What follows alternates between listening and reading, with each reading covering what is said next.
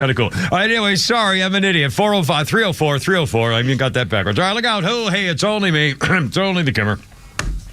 With Pete Davis, sidekick producer and sports raconteur extraordinaire in the mountains of Macon today. Hello, Pete. How's it going, sir? Pretty good. A couple things. First of all, my headphones is totally even, which is weird. Well, that's strange then, yeah. And the second thing, this just made my day. Just opened my blinds and looked out on the North 40 here. Yeah. And Caddyshack is back. Oh, your gopher. My groundhog is back. She's back. Gopher. At this point, you need to name him. That's a Caddyshack. Caddyshack, yeah. She's been gone Gopher. 2 weeks. 2 weeks she's been gone. I wonder what happened. He was probably underground because of the weather. Or vacation. Yeah, could be. I'm sure that you probably got a new chick. He's probably, bar hopping. And Flounder, the mechanical mangler at the controls. How are you today, sir? Doing swell. Excellent. Everything. And by the way, Pete, we're going to talk about the storm coming to Hawaii. Speaking of storms, holy crap! Just leaving here yesterday, I mean, there was debris all over the place. Driving through even the neighborhoods and the back roads, getting through limbs down and branches and that stuff. And Pete, what was your ride like? For only the second time in my life, I thought about pulling over. The other time was in Jekyll Island a few years ago. It was so bad, I twice thought about pulling over and riding it out. And just as I was going to do it, it started to dissipate. It was a monsoon up here, and it went all night except for a 3-hour window, which I snuck the podcast into, and then it hit again. Yeah. It's been. I mean, here we are. Of course, it's summertime in Georgia and the South, and this is what we get. Plus, you have the hurricane business going on. And I got home from work and pulled some leftover spaghetti out. Yeah, and my power went out for 2.5 hours. Oh no! Right when I got home. Nothing worse than cold spaghetti. Although it was I've dark. I mean, it could have been a lot worse. But now, do you have lanterns in here? I have a couple of those big lanterns. I have a flashlight, and then I have a bull of candles I lit around the house. Yeah. Anyway, and I did the same thing driving home last night. We're running over debris and tree stumps and all kind of stuff there. Anyway, looks like it's better today and cooler. It's in the 80s, I think, for a couple of days. But again, we got more bad weather coming, and it hit earlier today. So anyway, we'll keep you posted. And again, the Hawaii, the storm is a hurricane hitting Hawaii, moving toward. What the hell are you talking about? I'm sorry, Hurricane Adelia moving toward Florida. I don't know why I'm thinking about it because we're going to talk about anyway, storm That's stuff. a big storm if it's affecting us. It's a huge stuff, the Florida storm. And again, I lived down there when I was retired for 4 years or 5 years, whatever it was. And every summer, South Florida is just horrible. You can't live there in the summertime. It's just horrible. That's why I had a place up north. They're all up here. They're all up here in the mountains driving Subarus 20 miles below the speed limit. Yeah, I know. Well, there you go. The frogheads, man. I'm telling you, I'm glad I left that place. I mean, I couldn't wait to get the hell out of there. It was, anyway, brutal. Let's go back to the actual stuff and then tell you what we're doing here today. It's 3:07, and it's a Kimmer, Pete, and Flounder. And a quick birthday, director William Friedkin, 88 years old today. I've interviewed him. In fact, I saw his movie, the spinning Didn't he head. die a few weeks ago? He might have died. Very possible he could have died there. Well, what am I, the obituary director? Am I supposed to keep track of anybody who freaking dies? It's called Google. It's Google. Well, if it's on my list, I put it down. I do 3. I spent like 9 hours before I even come in here to do my stuff. And I look at 3 different sources, and I wrote it down, and it's what it says. So I'm writing it down. William Friedkin is 88. If he's dead, I'm sorry, but he was going to be 88. 87 ain't that bad. He's looks like he died at 87. Died. I think I remember saying that because I remember talking about his movie. August 7th. Yeah. Well, see, 2 weeks ago, and I remember talking about it because I mentioned the movie of the spinning head girl and the puking the pea soup and all that stuff. So anyway, and Neil Gorsuch, the Supreme Court Justice, 56. Today. And an historical note, 1944. Maybe you've seen the newsreels. To celebrate the Allied forces liberating Paris from the Nazis, 15,000 American troops marched down the Champs-Élysées to the cheers of the cheering crowds. 1944. Same day, 1 year later, General Douglas MacArthur heads to Japan to officially accept the surrender of the Imperial Army and the leaders of the Japanese. So there you go with a hoop and a bing and a boom. Anyway, okay, we got a billion things going up here today. A billion things. I'll give you a quick update on something that I want to say thank you and a hearty shout out, and it's going to be stupid and probably emotional. Oh my God, I'm already getting emotional. Sorry, but I can't. It's the way it's got to be. I'm going to say thank you to that doctor and by. Oh my God, I can't. And my faith in. Goodness, we're going to start really going to talk a lot about Ronald Acuña and some stuff and some passing heroes and people we know in the baseball world. Also, what happens when fans hit the field. And talk about fans hitting the field. Pete's going to tell us about Chicago. My God. Also, Donald Trump on Glenn Beck today. We'll have a soundbite of him talking about that. Eminem's calling a big baby. A drop out of the GOP presidential race already. Who didn't know that was going to happen? I guess he's just trying to get a freaking seat on the next cabinet. President Pence on fire, caught again with a Strom Thurmond story. Also, he's a major filibuster thing in history today, too, speaking of that. Also, you'll hear Peter Doocy and the podium princess, Rajin Frashin Tajin. She's black, she's gay, she's a girl, arguing over the finger painting. Also, how Ron DeSantis may be trying to get a really good mugshot. Carmela, the vice president's side piece, a shiftless and lazy vice president, has now said the economy is even worse than we thought it was, and she's blaming the administration without knowing it. What an idiot. Oh, my God. Plus, there's a brand new list out of how much you won't believe this, how much it costs state by state for a single person to get by.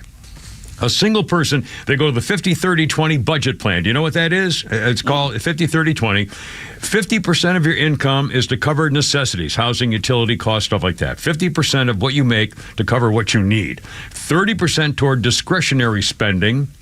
And 20% for supposedly savings or investments. 50-30-20. Just one example. The highest living wage for a single person to be able to make it, not to be, just to make it, to get by for 1 year in Hawaii, $112,000. For one person to get by in Hawaii every year. Anyway, so we got stuff like that. Also, did you hear about the case of the tranny and the sorority in was it Nebraska? Hold on, in Wyoming. And for one, they let the guy in, and then they realize, he's a freaking peeping Tom, and he gets erect every time he sees a hot girl walking in the shower and stuff. And now they're trying to get rid of him. And the judge says, "Oh no, you don't. You put him in. You got to keep him." Oh my God. Anyway, for that 311. Jeez. Okay, let me do this. Yesterday, for some time, I've been lamenting the fact that I had some things happen to me because of my exposure to Agent Orange in Vietnam and the Marines. And and then 20 years ago, I had cancer as a result of the Agent Orange. And I, like an idiot, I never filed for any kind of Veterans Administration claims or anything like that. I just didn't, I just didn't feel like it. I didn't do it, and I didn't think of myself as a victim or disabled. And I was very proud to serve my country, and so no big deal. Anyway, so then just a few months ago, I was doing a thing with a charity event, and a guy there said, "No, you idiot, you got to fill out this thing." He gave me the name of a woman in a Georgia Services Veterans group. I went to see her. We filled out paperwork. I filled in a couple things, had some exams, and the VA is going to send me something. It's not going to be, a lot of whole money, but I have been eligible for a couple of things because of my exposure in Vietnam. One thing that was not allowed was because I didn't have the paperwork to prove certain things concerning my 5 weeks of radiation and my chemotherapy and my surgery, for one thing. And so I said, well, the doctor who would know that is a doctor named Dr. Fred Schweibolt, who was my radiologist. And but again, this was 20 years ago. I called Piedmont Hospital, which is where I had the urology department do all my stuff with me, all the different processes, and they don't have my records, and I couldn't get. And they said, well, but they throw them away after 10 years anyway. So boom, I tried to find Dr. Fred Schweibolt. He's not, everything number was not listed, and I mentioned it on the radio, and all of a sudden people started trying to find him for me. Somebody listening actually knew him, and called him. He's now in another state. Also, a couple of listeners, including one of our longtime podcast friends, also tracked him down and called him. So all of a sudden, out of the blue, this doctor hasn't heard my name in 20 years and is retired. Suddenly he gets calls from nobody, strangers, saying, this guy, the Kimmer, we need you to call him. So son of a gun, he got in touch lunch with Flounder yesterday while we're on the air. I called him. We talked last night, and he said, "Oh yeah, I remember you very well." And he also then this is the thing that's being a bone of a contention. He said, "Oh, I remember you and the fantasy goddess coming to have a meeting about your Stephen." I swear to God, Never change. Never get away. I'm dying. I'm just. We'll haunt you the rest of your days. This is like the number 5 thing that's come around since this past Mardi Gras that all of a sudden is breaking my heart and rubbing my face in it, but in a good way.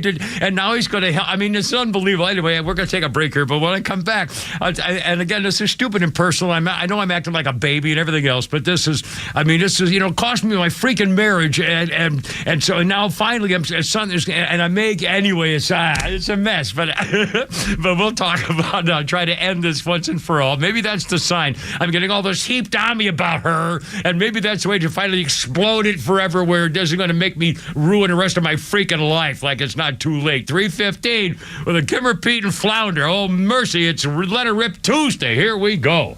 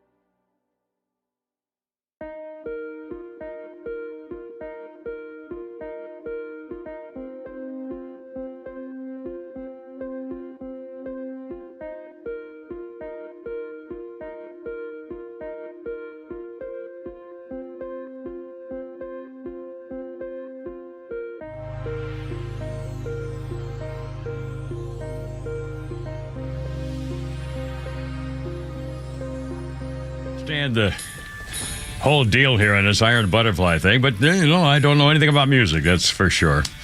I was on this day, 2021. American drummer Ron Bushy died after a battle with cancer. He was 79 years old, a member of the rock band Iron Butterfly, and as the drum soloist on the band's iconic song In-A-Gadda-Da-Vida, released in 1968, he was the only member of the group to appear on all 6 of their albums, Iron Butterfly. In-A-Gadda-Da-Vida. And what's the story on In-A-Gadda-Da-Vida? Do we know anything about that at all? Is that it was supposed to be in the Garden of Eden, and he was drunk. Is that real? That's truly the story? Yeah.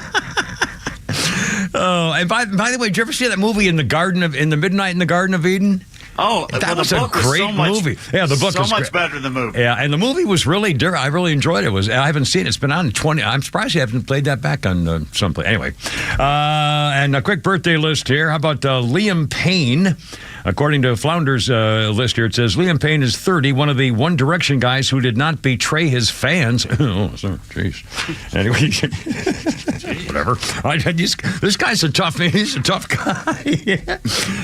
And let's see. How about a quick... I love this. 1896, chop suey was made for the first time in the United States by the chef of Li Hang Chung, the Chinese ambassador's chef to the United States. 1896, chop suey. Now, it's like little curly noodle, the curve, half elbow type noodles and beef and tomatoes and stuff, right? Isn't that it? I love chop suey. I used to, if that's what it was. My mother used to make it. At least we used to call it that.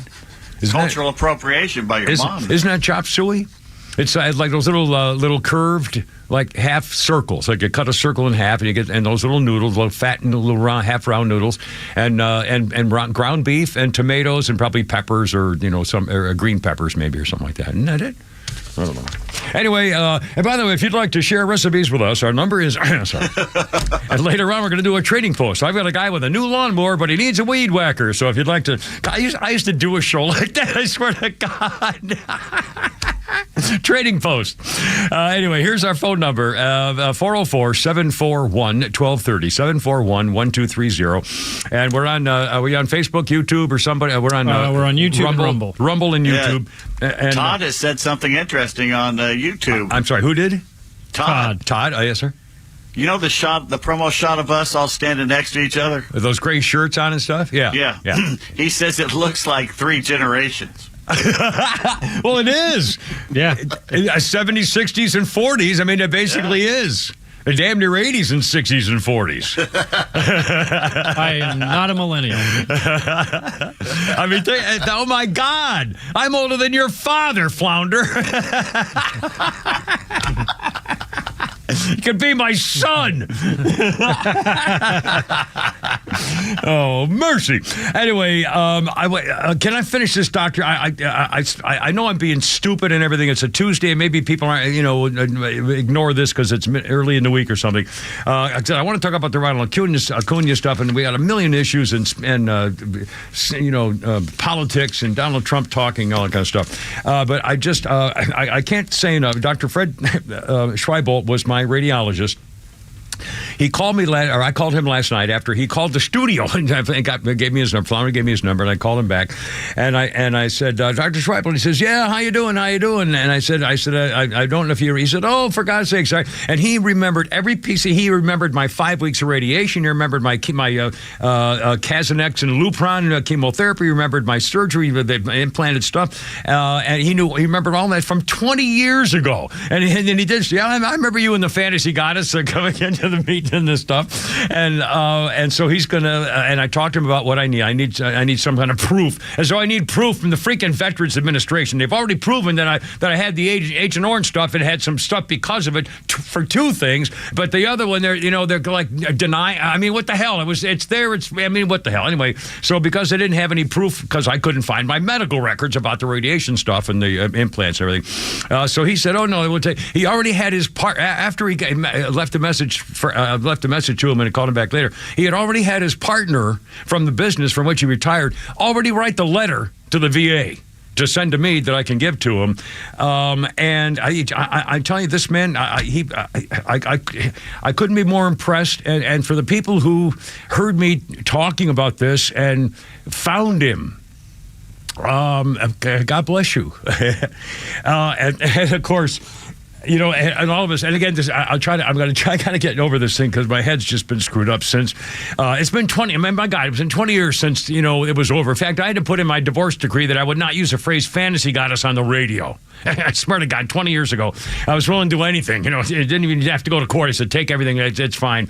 And she moved on, and for me, it's been 20 years of thinking one thing and then realizing something happened in Mardi Gras. I got my face rubbed in it, and then the stupid meme come out. My God, I'm still getting it, of the guy on the beach raising his beautiful, sexy, barefoot, leggy girlfriend in the air, and the guy on the other part of the beach saying, yeah, my love, like I'm the guy in blue. And by the way, lifting your girlfriend, hoisting her in the air and just wiggling around is probably the second sexiest thing you can do with her. The first one is throwing her on the bed. And man, I'll tell you, of course, if you do that, you're likely to make her marry you, because that was a mistake I made, because it never happened to her before. But anyway, so I've been getting ripped. And somebody said, yeah, you need another fantasy goddess, Kimmer. Maybe not one as a lawyer this time. I'm the one who got her the degree. Anyway, so it's been one thing after another, and it's just killing me. And so, and every time I turn around, and we got the phone call from that very sweet lady who used to be our good friend, couples friend, and said, oh, yeah, the fantasy. The reason people are trying to get that doctor to help you is that you'll shut up about this. It's finally out. It's got that. I think it's come full circle, but it's just every day something, and I'm going, oh my God, leave me alone. You said that the last 3 times something happened. Well, it hasn't stopped. It was last night. So anyway, I know I'm killing me. I wish I were dead. All right. We are 27 minutes. It's done. I warned you, and I can't help it, and I'm doing it, and they can suspend me, and I'll give up the career. But it's a thing. You're seeing the anthology of a life, living it out in living color, my friends. And this is the way, you know, you get to be where I am and see if you're any different. You're like the Mandalorian. This is I'm the way. kind of the painting on the wall that's changing ages or something. Anyway, all right, before we have to go, Ronald Acuña, Pete, tell us the story. Holy cow, and I wasn't sure what was going on there for a while. Well, basically, the 7th inning, bottom of the 7th inning, out in Coors Field in Denver, security completely broke down, and 3 guys got onto the field. 2 of them actually got to Acuña. Yeah. The first one came up and started hugging him, wanted to take a picture with him, blah, blah, blah. And then another guy comes out, and this guy's crazed, and kind of bumps into him and knocks him down, doesn't hurt him, and Acuña handled it very well. Me, I'd have been throwing punches at this point, because you don't know what these guys got in their hands or what their motives are, what's going on here. Yeah. If I was one of his teammates, I'd be over there tackling one of the guys. But anyway, it happened so quick, no one really knew what to do.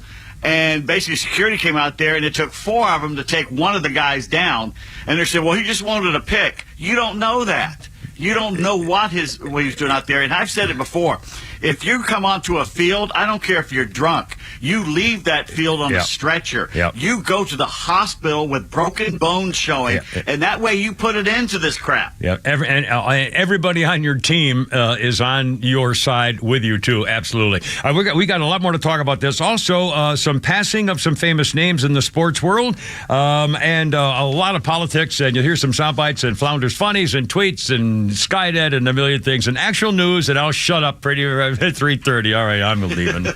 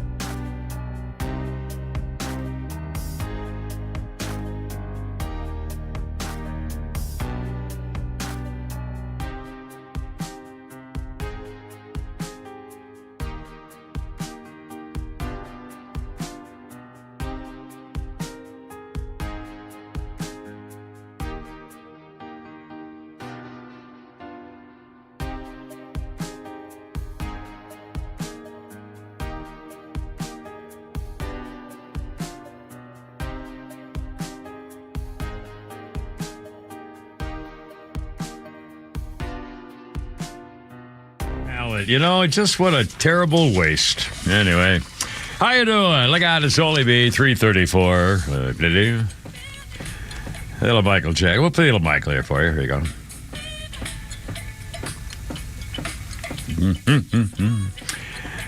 Yeah, it was his birthday, 1958 today. Died in 2009. And it was on his birthday in 2009, the Los Angeles coroner confirmed Michael Jackson's death was a homicide, basically caused by the powerful anesthetic propofol. Michael Jackson also suffered a cardiac arrest at his L.A. home in June. He was 50 years old. The report said propofol and the sedative lorazepam. That's good stuff. Yeah, that's the good. That'll knock you down for a long time there. I don't think I've ever had that. Yeah, you put it under your tongue when it dissolves, and you don't care about anything. Yeah, no, I've never had that. They were the primary drugs, lorazepam and propofol, were responsible for his death. Other drugs, 4 others, were also found in his bloodstream, and the doctor was, remember, his charge. Didn't he go to prison? I think his doctor was convicted of murder, homicide, or second-degree something or other. Anyway, quick, Kim Repeat and Flounder, how you doing? 3:35. Quick birthday, Leah Michelle, who played Rachel on Glee and Hester in Scream Queens. Never heard of that. Anyway, she's an actress. Leah Michelle is 37. For the thing there with the thing there. Elliot Gould is 85. Ross and Monica's dad on Friends, Trapper in the original movie version of MASH. And is he still married to that hideous Barbra Streisand? James Brolin? Yeah. Oh, no. Is that, who's Elliot Gould married? Wasn't he married to her? I think he was married to her. Long time ago. Yeah, maybe so. My head is not right. Sorry, I'm still spinning. Sorry. And one quick, we got this. Here we go. No, I don't want to talk about New Orleans and the hurricane. Well, real quick, Brandon's on the phone, and he was actually at the game last night in Colorado. We'll do it. We'll go right to him. In fact, let's do that right now. We were talking about the game. Brandon, you're on the radio. Thanks for calling, man. Tell us what you saw. What did you think? Well, we were out in the suites out in the right field side, right at the foul pole. And there was a group of guys that were actually in the outfield right on the wall that had a Venezuelan flag. And they would cut to them every time. I guess 1 or 2 of the players for the Rockies has a Venezuelan player. Uh-huh. And so they kept cutting to them, this crowd over and over and over again. And then in the 7th inning, it was between innings, and I wasn't really paying attention. I was talking to folks in the suite, and then I heard the commotion. I looked down, and I saw the second guy get out to Acuña. And they were pulling the first guy away, and then the third guy jumped out on the field and saw security going for him, and he jumped back into the stands, and he tried to make a break for it, but some of the fans there grabbed hold of him until security could get there. But the thing is the first guy that got to Acuña, the second guy walked away peacefully with the security guards, but the first guy was fighting. Like they started carrying him, and he was kicking and he was wailing, and they literally threw him down on his face and hog-tied him and carried him out off the field. But he's lucky he didn't get both his arms and both his legs broken from the. I mean, unbelievable. Now, did you when you saw it? Were you? Did it look like an attack, or look like people trying to celebrate and congratulate him, or did you? What were you thinking? No, it looked, because like I said, I turned around after the first guy got there, but what happened? They got him. There we are. I'm sorry, we lost you for a second there, Brandon. I'm sorry. When you first saw it, it did look like an attack to you, not just fans trying to get an autograph or something or selfie? Yeah, it definitely looked like an attack. And the funny thing is in the suite with me was some of my coworkers and about 40 SWAT cops. Whoa, oh, man. I started asking, I was like, hey, what would you have done? He's like, I would have broken his arm. Next guy's like, I would have broken his leg. Next guy's like, I would have ripped his head off. Oh, absolutely. You can't let them you can't let them celebrate anything except their pain after to subdue them. Holy cow. And now, how did the crowd react? Were they, as live and in person, were they screaming, yelling, clapping, or what was it like? No, they were actually very upset. It was almost as if the Braves had a second stadium in Colorado. It was a home game for the Braves. Wow. They were in. And after that, anytime Ronald Acuña would come out, the crowd would go nuts. Gave him a standing ovation. He, like Pete said, he was a real good sport about it. Yeah, in fact, he said they were just after a selfie, and I guess he just kind of sat there when I think that it looked like the guy knocked him over accidentally when he was trying to get to him. And I think Ronald felt that way too. And I guess he just kind of sat there and took it all in, which is, God bless him. I wouldn't have done it. If someone was coming at me like that, the first thing I would have done was raised my feet with the spikes on my shoe. I mean, just to keep him at distance. I can't believe that wasn't the first reaction. Well, the first thing that I thought of is I kind of had a flashback of when that Milwaukee Brewers player hit a home run. It was years ago, and he started talking trash, and Brian McCann met him halfway up third base. And I said to one of my buddies, I was like, if McCann was still on this team, he would have been out there beating somebody to death. Yeah, I remember that. Walked home plate. Yeah, that's right. Yeah. And so, Brandon, I assume this is probably is this the strangest pro baseball game you've ever been to?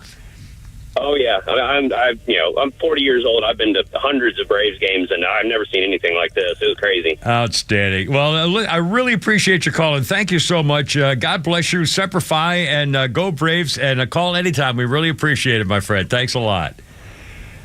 Have a good day. 341. And now is that another call there, Flounder? I can't see what's going on here. Maybe later. This is Clayton. Clayton's we know Clayton. Hello, is this our Clayton? We know Clayton. Hello, Clayton. How you doing? Hello. I don't think it's on. It's just still the white line. I don't think. Let me work on that. All right, we'll get back. Hold on, Clayton. We'll be with you. 341. Staff. Damn it. Anyway, no, we're fine. Pete, also a couple of passings in the news. One, in fact, former Braves bench coach Pat Morales has passed away at the age of 82. Not Corrales. What'd I say? Morales. I said Morales. I'm sorry. Pat Corrales is right in front of me. I know the man. He was with the Braves from 1990 to 2006, part of the championship team in 95. Long career in baseball. He was a catcher for the Phillies and Cardinals, Reds, and Padres. Debuted with Philadelphia in 1964. Pat Corrales later managed 3 major league teams, Rangers, Phillies, and the Indians. He was the first major league manager of the Mexican-American descent, worked as a coach for the Yankees, Rangers, and Nationals. And there's a funeral service for Pat Corrales, September 5th here in Atlanta, passed away at the age of 82. Also, Sonny Seiler. Pete, tell us about Sonny Seiler. Sonny Seiler what a heck of a man. What a heck of a life this guy led. It's one of those obituaries you read and makes you feel bad about yourself and what you've done in your life, to tell you the truth. He's a guy, basically the Savannah lawyer, that went to the University of Georgia, and in 1956, the coach, Wally Butt, says, why don't you and your wife, Cecilia, come up and bring that white bulldog you got? And that was the beginning of the UGA mascots. The UGAs, yeah. And they controlled it. In fact, and he took that into the book, Midnight of Garden of Good and Evil, the movie that was made from that. He was in 3 movies. He was a SAG actor in the Screen Actors Guild. The stuff he did. In fact, I've got his read it. obit. Yeah, I do it. What the heck? Let me find it. Okay, here it is. A double-dog graduate of the University of Georgia, Sonny Seiler enjoyed a distinguished career as a Savannah attorney, active senior partner at a law firm, which he joined in 1960, was a member of the University of Georgia Athletic Association Board of Directors, president of the University of Georgia National Alumni Association, member of the Board of Directors of the Georgia Student Educational Fund, chairman of the University of Georgia School of Law Board of Visitors, member of the President's Club, member of the Board of Trustees. Okay, fine. No, I'm not through. I know, I'm only teasing him. He was experienced in many areas of law. He served as a lead defense counsel in the Jim Williams murder trials, played by Kevin Spacey in the movie. I mentioned all the movies he's in. He graduated with a BBA and also a JD. He was president of a Sigma Chi fraternity, president of the Intra-Fraternity Council, member of the varsity swim team, a Greek horseman, elected to the ODK Honor Society, member of Phi Delta Phi Legal Frat. While at UGA, he was elected to Sphinx, which is the highest honor attainable for a male student. He was the president of the Gridiron Secret Society. He was commissioned second lieutenant, United States Infantry, served in the U.S. Army as a first lieutenant, served 6 years as an officer in the Georgia National Guard, 230th Field Artillery.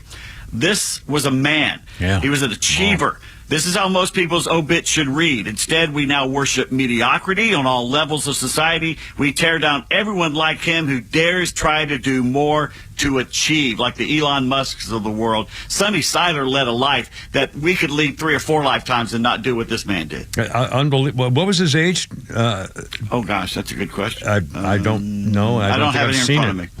Yeah. Why would they not have his age in an obituary? It's kind of strange. Anyway, we'll look at we'll try to find it. Sunny Saturday again. The beginning of Olga, at the University of Georgia, and all that other. I mean, wow, it makes you feel kind of humble, doesn't it? I mean, seriously, what'd you do today? And I'm bitching about my final wife who treated me like crap. Oh, Jesus. So I apologize. He'll never say another word.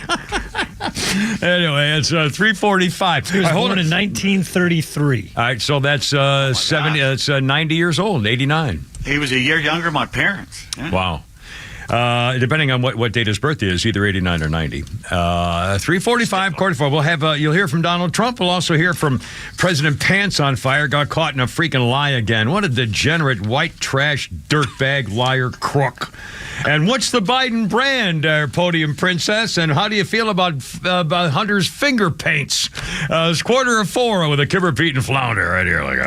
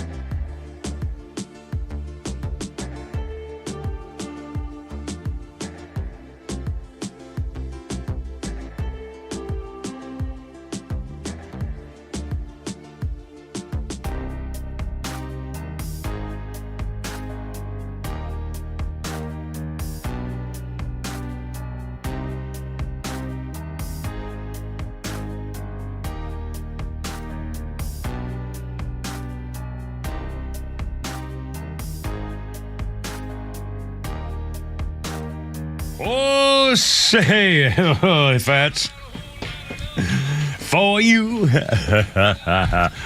Another New Orleans native. 3:49 with Fats Domino. And on this day in 2005, Fats Domino, at the age of 77, was rescued from the flooding in New Orleans from Hurricane Katrina.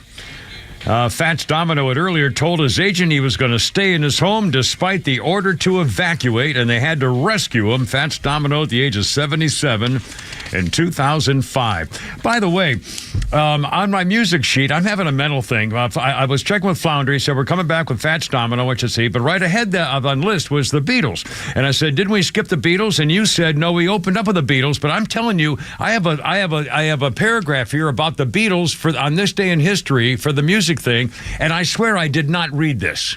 I think we talked about never got to it. I don't think I ever talked Shocker. about how unusual. What were we talking about? Let me guess. Let me understand if it wasn't the finalist, Anyway, well, now I feel bad, so I want to mention why the Beatles were being played today and on this day in history with the Beatles in 2006, which I should have said last time when he was playing the Lonely Hearts Club Band. It was on this day in 2006, the Sgt. Pepper thing voted the best number one album of all time by the British public.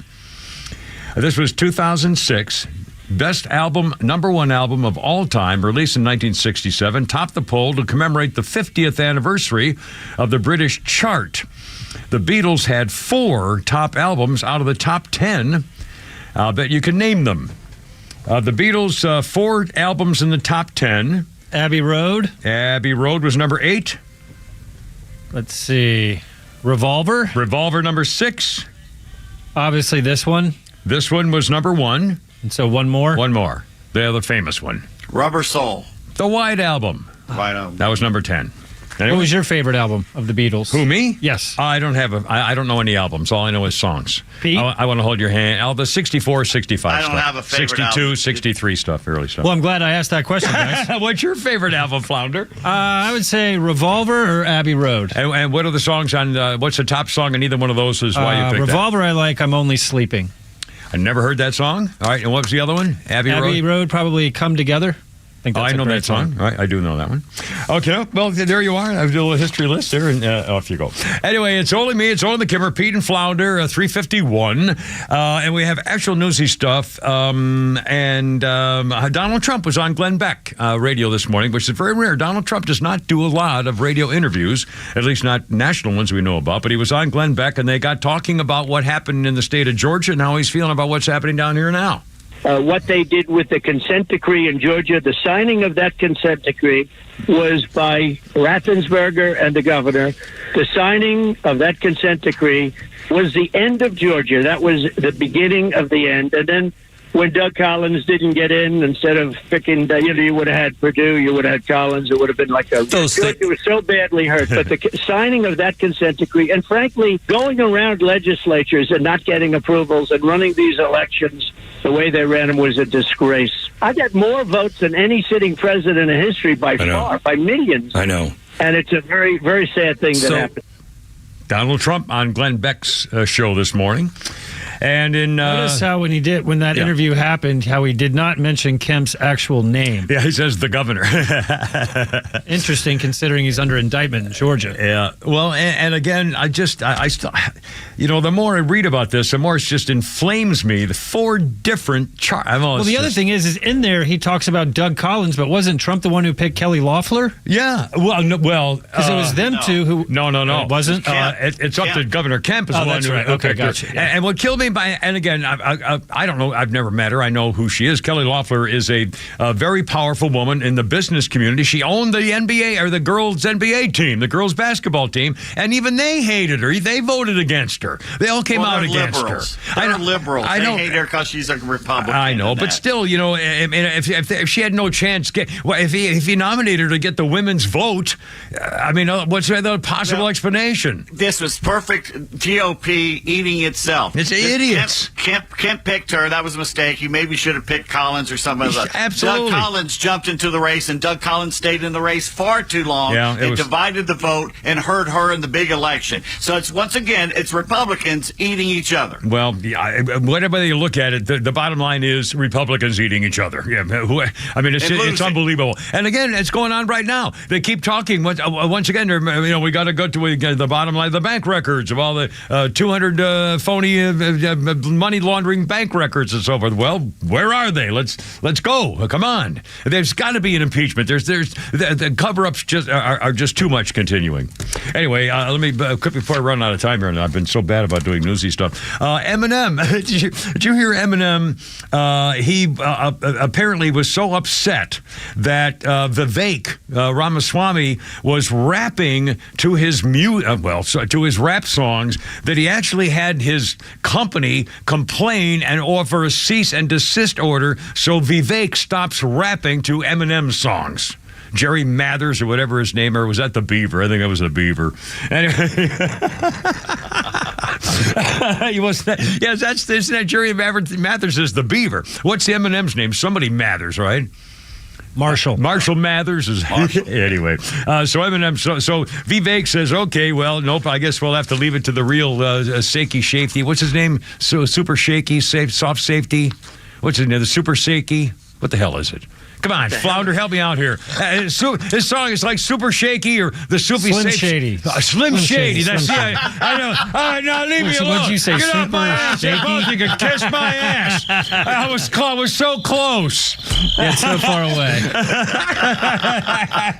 I ought to get like half credit or something. I mean, it sounds like, we used to do that. Pull your ears, sounds like. Yeah, in fact, have you ever heard that game? Have you ever done that, Flounder? A game where you pull your ear sounds like? No. Charades? Oh, my God, charades. Oh, charades, yes. Oh, my God. Anyway, another thing on politics real quick before we keep going. You're never going to do a lot of Biden stuff here in a minute. The mayor of Miami, Mayor Francis Suarez, is dropping his White House campaign for president. Obviously, this was silly in the first place. Yeah, and I assume he got his name out there. Didn't last very long, so he may not be one of the top guys to be on a cap. Although, hell, he's a Hispanic, so that whoever wins is going to, be thinking about him for a top place. So anyway, but he's out of the race. It's over. And that was to be expected, and a lot more will fall and follow. And here we go. All right, 3:56. Now, this is unbelievable. President Pants on Fire has done it again. President White Trash claims that he was the one who convinced South Carolina Democrat turned Republican Senator Strom Thurmond that President Joe Zanostra was the one to convince Strom Thurmond to vote for the Civil Rights Act when Biden said he was just 21 years old. Well, let's play the soundbite here, and then we'll set the whole story. I thought things had changed. I was able, literally, not figuratively, to talk Strom Thurmond into voting for the Civil Rights Act before he died. And I thought, well, maybe there's real progress. But hate never dies. It just hides. It hides under the rocks. Yeah, he was speaking to the 60th anniversary of the Civil Rights Legal Group, a lawyers' committee for something or other. Biden was born in November 1942. The Civil Rights Act passed the Senate in June 1964. While Thurmond and Biden were contemporaries in the Senate, the president would have been 21 at the time of the landmark passing and nowhere near the Senate seat he won when he was 29. Actually, Thurmond died in 2003, 4 decades after the passage of the Civil Rights Act. A White House spokesman says, Biden was instrumental in getting Thurmond's vote for the act in a different time. And by the way, also in history, where's my history list? Also in history today, I wrote this down. I looked this up this morning. In 1957 on this day, Strom Thurmond of South Carolina set a filibuster record in America. This is the same day in history we're talking about that Biden said this thing. Strom Thurmond filibustered for 24 hours and 18 minutes. And apparently Joe Pants on Fire was feeding him sugar cubes to keep him going, talking about how much they hate black people in America, the founders of the Ku Klux Klan. And by the way, when Biden made his claim that he convinced Strom Thurmond to vote for the Civil Rights Act, people reacting, he died almost 40 years later. Biden was in college at the time, calling, where's the White House, and CNN and CBS, NBC, and ABC calling out Biden's latest lie. He convinced Thurmond to cast his vote when he was 21 in college, 8 years before he got to the Senate. If Donald Trump had said such a thing, it'd be on the news 24/7. Yep. How does it feel to use not-so-veiled racism to stand for Joe Biden, a man who was close friends with and gave eulogies for 3 of the worst racists in American history? Jesse Helms, James Eastland, Strom Thurmond. Wasn't it also Robert Byrd? You ought to go take a shower. Another, Biden worked with segregationists to oppose busing to help desegregate schools. He even lived in a home with a racially restricted deed. And he has even eulogized multiple segregationists like Robert Byrd, the KKK, Grand Kleagle, or whatever it is. A director of Black Voices for Donald Trump is Harrison Floyd. Is one guy denied bond. Black guy for Trump. I think you can guess why he's being treated differently than the other 18 defendants. Southern Democrats have never changed. Biden's idol KKK leader Strom Thurmond, when they show you who they are, believe them. It's 4 o'clock. We can repeat and flounder. We got stuff, fun stuff, more Biden. You're going to hear Ducey and the Podium Princess, Shirley Temple, coming up. 4 o'clock, 106.3. Look out.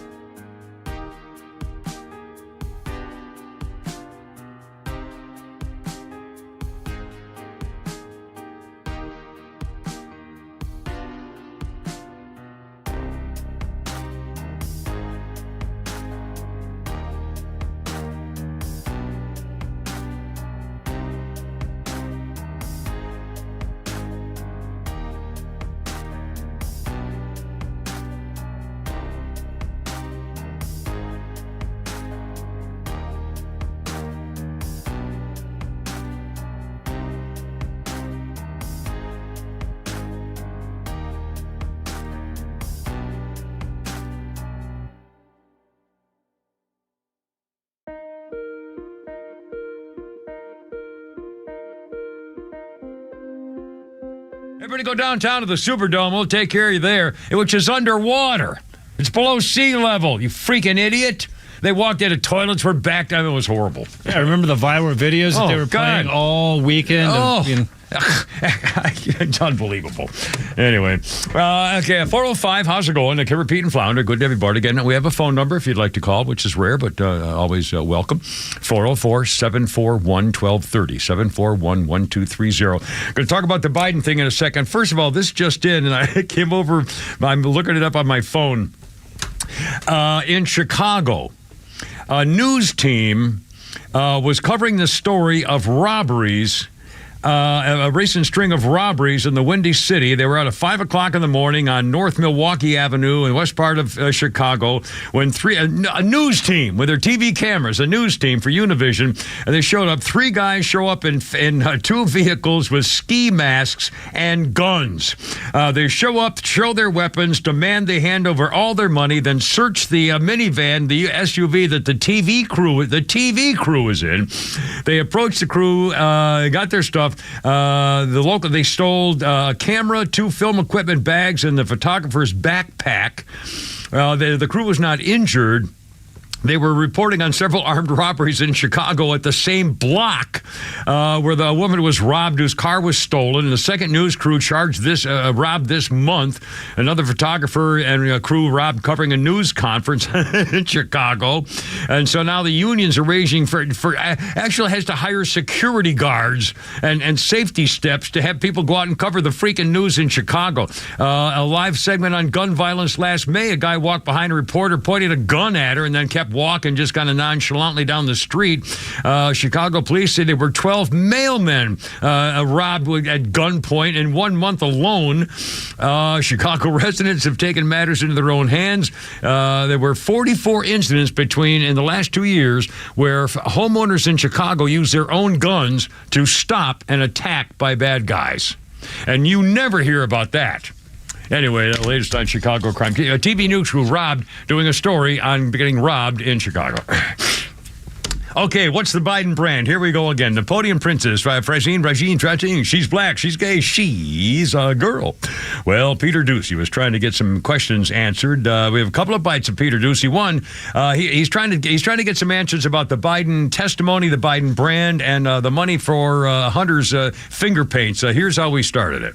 I know. I hear. The White House, we know I hear your our question. buyers got a job from the Biden administration. Can you guarantee that there is no quid pro quo? I hear your question. I'm not going to get involved in this. That is a question for Hunter Biden's representative. Yeah. Well, he's talking about the Democratic donor, Elizabeth Hirsch Naftali, I think her name is.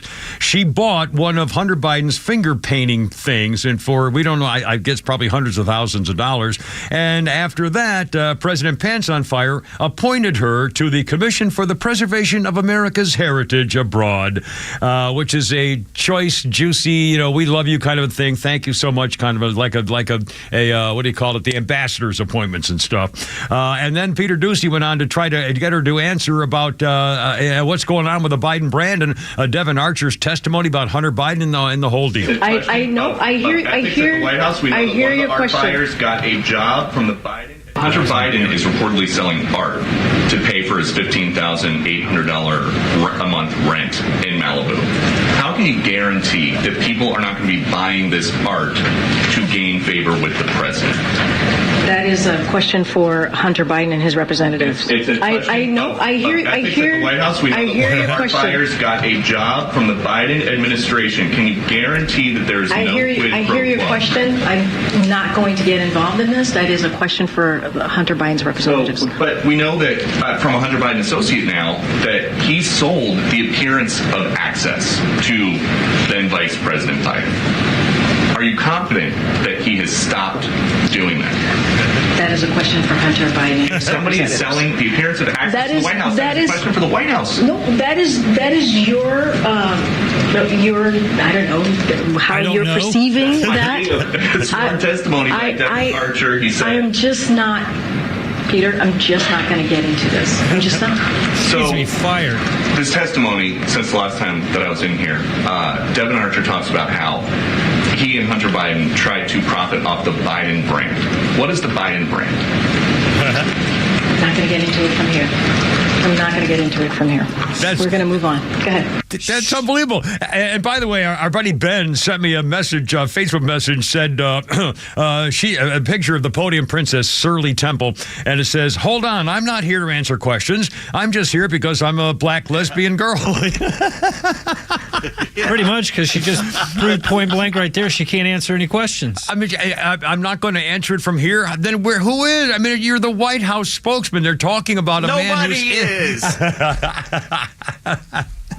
They're all pointing at each other. It's like the Spider-Man meme, man. Nobody's going to say anything. And by the way, I guess it's not a thing, but to me it is a thing that a grown man, the son of the president, is living in the White House on the taxpayer's dime. He's a grown man. Are you allowed to just have anybody live in the White House at taxpayers' expense because you feel like it? I mean, the Obamas had their grandmothers and all I guess, in there too. So I guess so. Yeah. But to me, obviously they're hiding him. They're making sure he doesn't do anything stupid. Yeah, I mean, it's just the whole thing is, what a white trash. I mean, the whole crew of a white freaking that enabler, Dr. Jill, the cuckold queen. I mean, what a degenerate bunch of scuzzbags. And by the way, our Babylon Bee points out that Republican candidate Ron DeSantis was seen last night waving around a joint in front of local cops in a desperate attempt to get arrested so he could have a really cool mugshot like Donald Trump. "Hey, howdy do, officer. Fine morning for marijuana," said DeSantis, lighting a joint. "Uh-oh, look at me. Oh, no, I've got one of those marijuana cigarette thingies, and I'm totally smoking it. Better break out the cuffs, huh, officer?" DeSantis proceeded to attempt taking a puff and then instantly collapsed in a coughing fit. Holy crap, this is horrible. What is this doubling over? Who would do this? Oh, wait, officer, does this still count as doing a marijuana?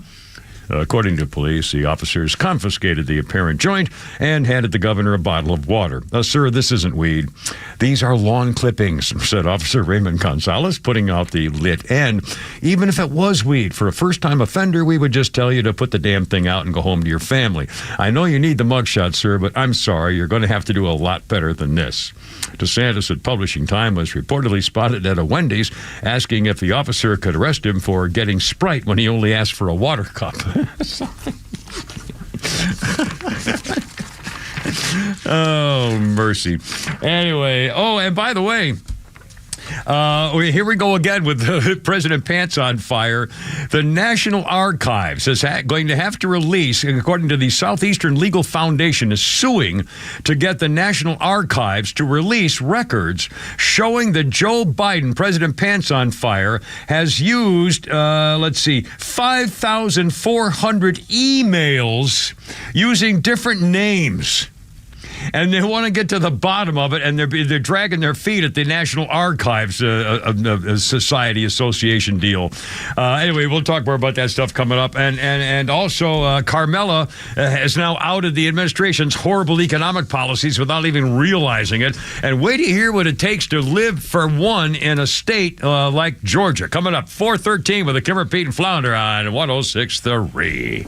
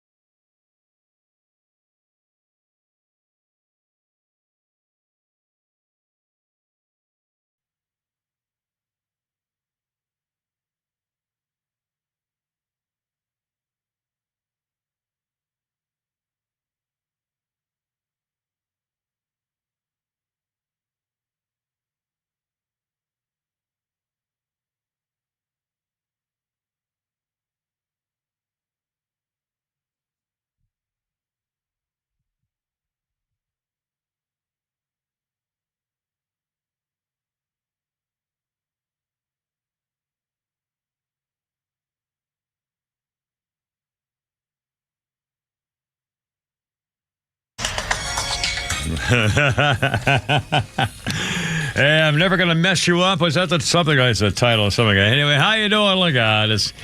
Give you up. Yeah, something like that. It's only me. It's only the Kimmer with Pete Davison, Flounder, and Rick Astley. I just like this song.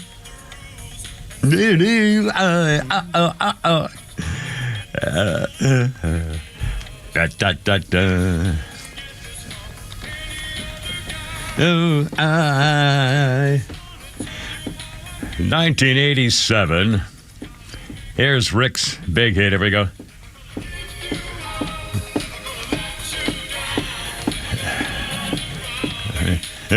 Your debut hit, Never Gonna Give You Up, started a 5-week run at number 1 in the British charts. It was the biggest selling single of 1987 and won Best British Single at the 88 Brit Awards. Rick Astley, 1987 monster hit. The Rickroll. The Rickroll.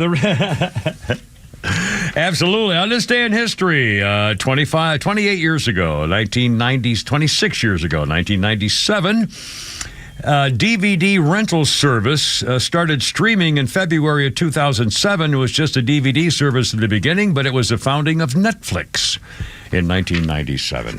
Basically a DVD streaming. Okay. Anyway, by the way, Kimmer, Pete, and Flounder, 421. Here's the number, 404-741-1230, 741-1230. Or our YouTube folks are out there if you jump on board for that kind of stuff, and everything's fine. We've got more political stuff coming up. There are also a couple of economic things, which I really don't excite me very much. Is there any update on the tranny who threatened to kill me, who wants me dead? I don't know. Still at large. Well, they're at large. And again, I have filed an official. Just to update you, a tranny contacted us the other day and threatened to kill me. And so I said, oh, well, I want to pursue this. I want to actually do the thing. And the more I think about it, I'm really not. I mean, I'm taking it seriously, but I'm not. I'm scared. I'm not worried. Not scared. And I'm at this point, I'm thinking it's probably just him going to anybody who's on the radio saying anything about trannies trying to change children's genders, that he's going to come after them and threaten them.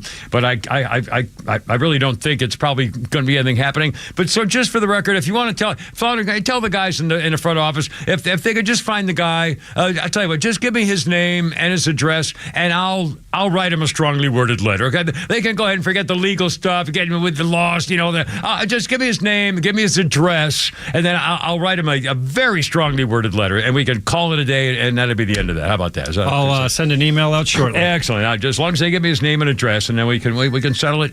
Just with but don't call him shortly. I mean, no. By the way, coming up. Oh no, Beach just sent me something here. Charlie Kirking. We'll talk about that. By the way, we're going to do a Flounders Funny here in a minute. Also, Pete, your choice, either Pete's tweets or a Skynet coming up this. Pete's tweets. Pete's tweets. Okay, we'll do first, and we're going to talk some more about newsy stuff. But at the moment, I feel like they're being a little stupid. So, Flounder, if you don't mind, do you have a little Flounders Funnies in there? Here's some Bill Burr and I guess marital bliss. Oh, excellent. Fits we right had a fight in. the other night. She got so mad at me. She was like, you can just sleep downstairs. I couldn't believe it. It's one of the most arrogant things I've ever heard in my life. Can you believe that? One adult telling another adult where they can sleep? Like I was just going to sit up in bed and grab a blanket like Linus. All right. Hey, we're downstairs, by the way. Like over here downstairs? Or like more over here? Where should I sleep? Like, are you out of your mind? I go, I'm not sleeping downstairs.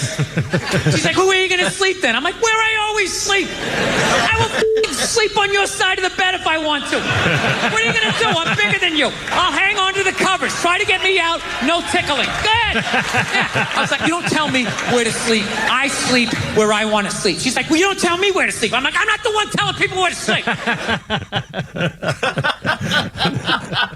Yes, once again, marital bliss and the voice of Bill Burr, one of our favorite comedians here. 424 with the Kimmer, Pete, and Flounder. And Carmela made a mistake the other day, which I think is hysterical, and it falls in line with a list I have of how much it costs to live these days. Carmela was trying to sell Bidenomics to American voters, and she was talking about the cost of getting an abortion. They'll do anything to bring abortion. If that's the number one key for the American women voters in next year's election, I'm nervous about the outcome. If we can't somehow get that not the number one issue, I just hope that doesn't change the campaign for president. That'd be horrible. Anyway, so Carmela's talking about it, and she talked about the cost of getting an abortion. And she said most Americans are a $400 unexpected expense away from bankruptcy. Most Americans are $400 away, the suddenly expense of $400. They're that far away from bankruptcy. Well, that's not true, but it's still. She was close. Again, she's so stupid that she didn't quite get it. The survey showed that 48% of Americans could cover a $400 unexpected expense without going into debt.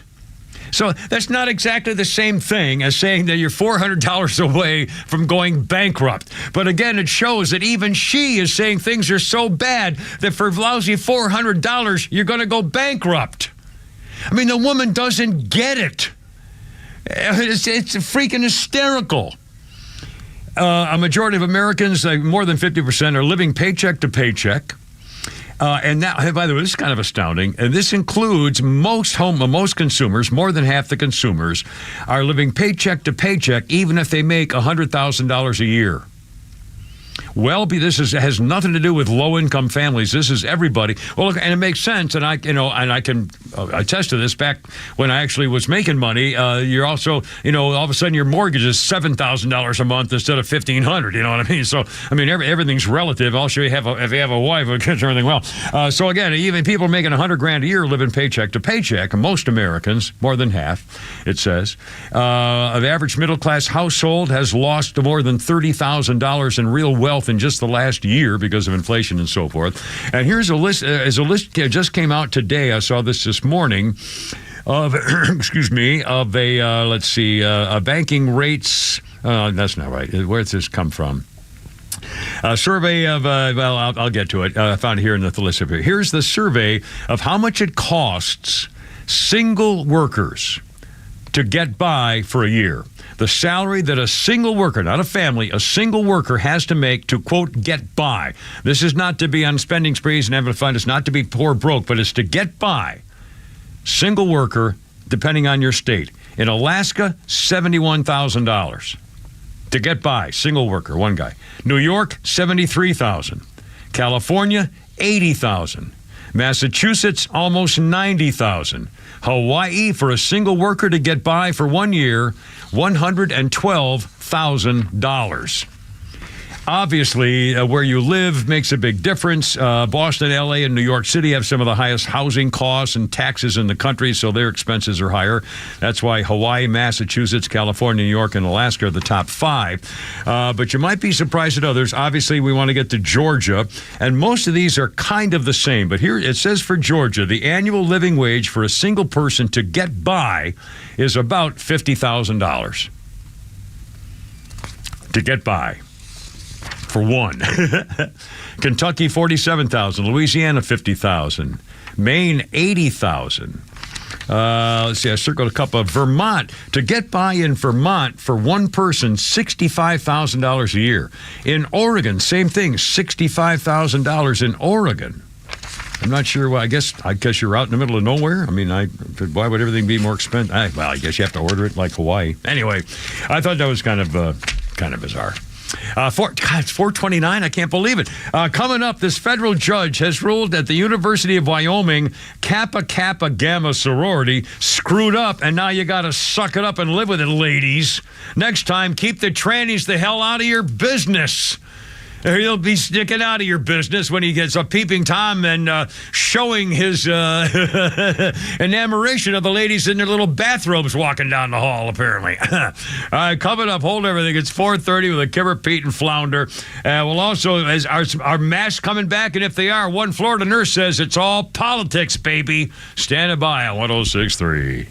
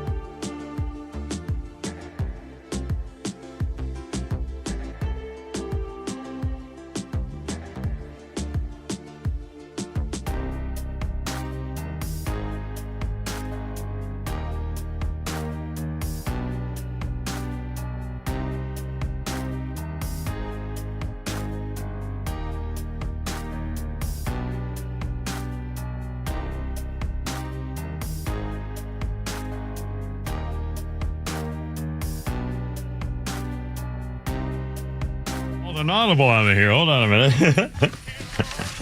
They're next in line. Well, I had you too. Whoops.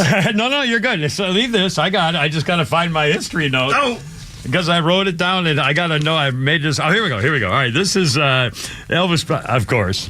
Elvis Presley. 1970. No, we adapt. You got to you persevere and adapt. That's the Marines right there.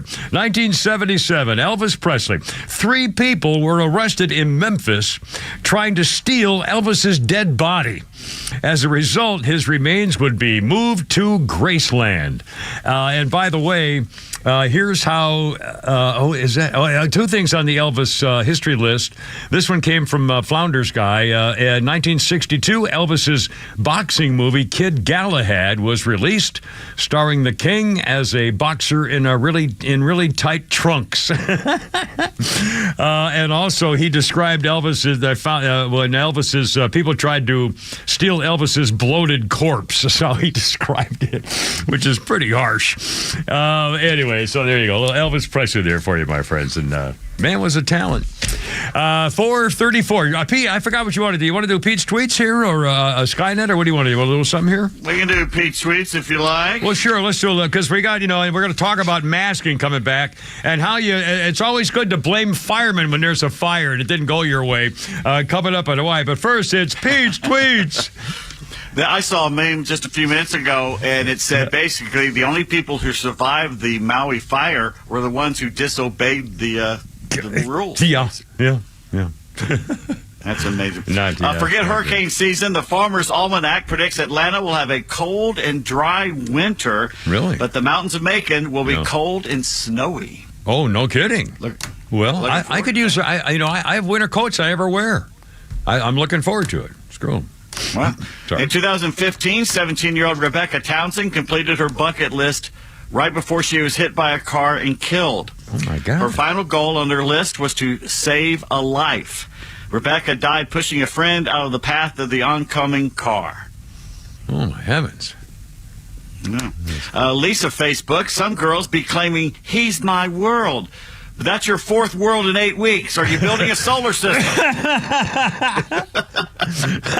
My world, yeah.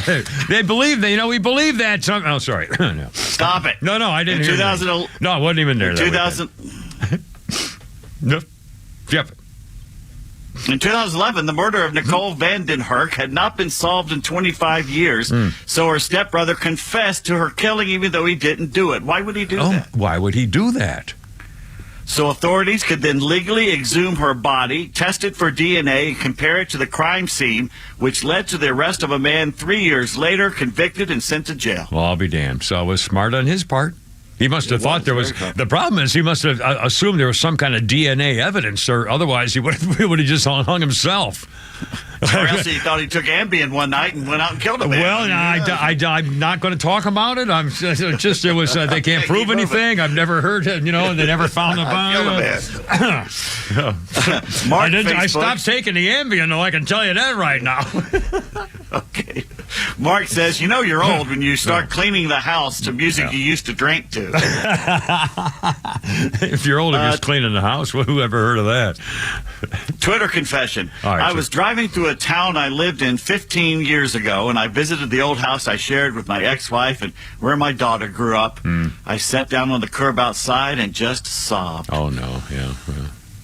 Yeah, that's probably not. Have you ever driven by your old house? Well, unfortunately, when I was hitting those balls back in the spring, it's been months, but I was hitting the balls like on my off days during the podcast or on weekends and stuff. And the route I take to get there goes right by the house that I first bought for her. I'm sorry, Flounder. Yeah, I'm sorry, Flounder. I brought this on ourselves. Yeah, and I see the backyard I built, and they still had in the backyard the tree house I built for the barman up in the trees. And, this one's on me. Yeah. This was on me. You realize you've spoken about her 6 times during the show. We're only on an hour and a half. It's an exorcism. I promise you. It's since the last thing last night. It never ends. Yeah, well, I hope it does. Exorcism that never Maybe ends. I can get some sleep. Maybe the rest of us. A woman's confession. Yeah. This is a little blue. I've cleaned it up for radio. Yeah, very good, yeah. My boyfriend thinks I pleasure myself in front of him because he likes it. But it's really because if you want a job done properly, you got to do it yourself. Whoa, ho, hi-oh, ho.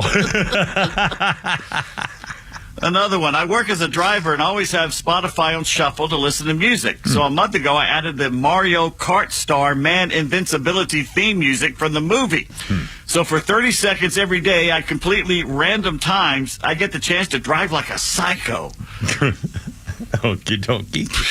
Well, aren't there songs that come on that you just put the foot down? And, come on. Absolutely. Absolutely. You're getting a thing, Absolutely. Yeah. Any Doors song works for me. It could be, Beach Boys. Although I keep playing that one we just put, Flounder just got for me with the Fleetwood Mac. I Don't Want to Know. Man, and I put that on when I get in the car and I start rocking and rolling, man, and I know I'm going too fast. You want to hear a good one, and maybe Flounder can find it. It's David Lindley's version of Mercury Blues. I don't know. You can find that in the next minute David or two. who? It's Lindley? David Lindley. He just passed away. He used to play violin and fiddle for the Eagles and all. Linda Ronstadt and all. He passed away about a month or so. I'll be darned. What was the name of the song? Mercury Blues by David Lindley. Everybody does the song, but his version is the best. I don't recognize the title. Bob Facebook's ordering a chicken sandwich at Popeyes is a lot like prayer. God answers all prayers, and sometimes the answer is no. Have you tried the new Chick-fil-A? Yeah, I saw a picture of it, of the sauce on it, the pimento cheese sauce on it. It looks delicious. I mean, they make the best chicken breast sandwich that there is. I don't know another place that makes a better piece of chicken. But I always have to add cheese on it. Put a piece of cheese and melted cheese on it, too. Anyway, but you haven't tried the pimento yet? No, I have not tried the pimento. All right, somebody will. I'm thinking about it, though. In fact, if I come in Thursday, I'll stop and pick us up 3, and we'll eat them. All right, there you are. The Highland Society tweets, if you're happy and you know it, overthink. If you're happy and you know it, overthink. If you're happy and you know it, give your brain if you're happy and you know it, give your brain a chance to blow it. If you're happy and you know it, overthink. I wonder where the hell you were going with that. I figured you wanted me to interrupt you because you were going to keep going until I stopped you. You always think I'm good. Anyway. I don't know. I didn't see anything. Tom tweets, I asked my kid to vacuum seal and label the hamburger meat, and this is what I got. The kid wrote on the bags, neighbor's cat found dead. Possum from backyard. Free-range skunk. And my favorite, Carol Baskin's husband. Did you ever find the song there, Flounder? Any chance of it? Yes, I did. All right. And by the way, we have a call. A young lady, I think, is on the actual phone. If you can hold on a second, we'll get the first song from David Lindley. Mercury. No, you got to start. No. You got to start from the very beginning. All right, hold on. Even the drumming and all that? All right. Very beginning, okay, baby. Here we go.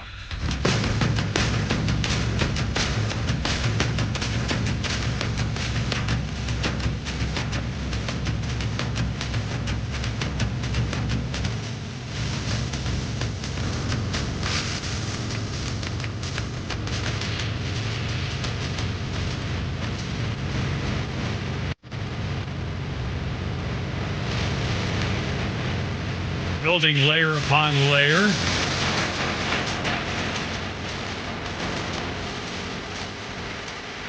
Is there singing at this? Yep. Okay. Here it comes. All right, here we go.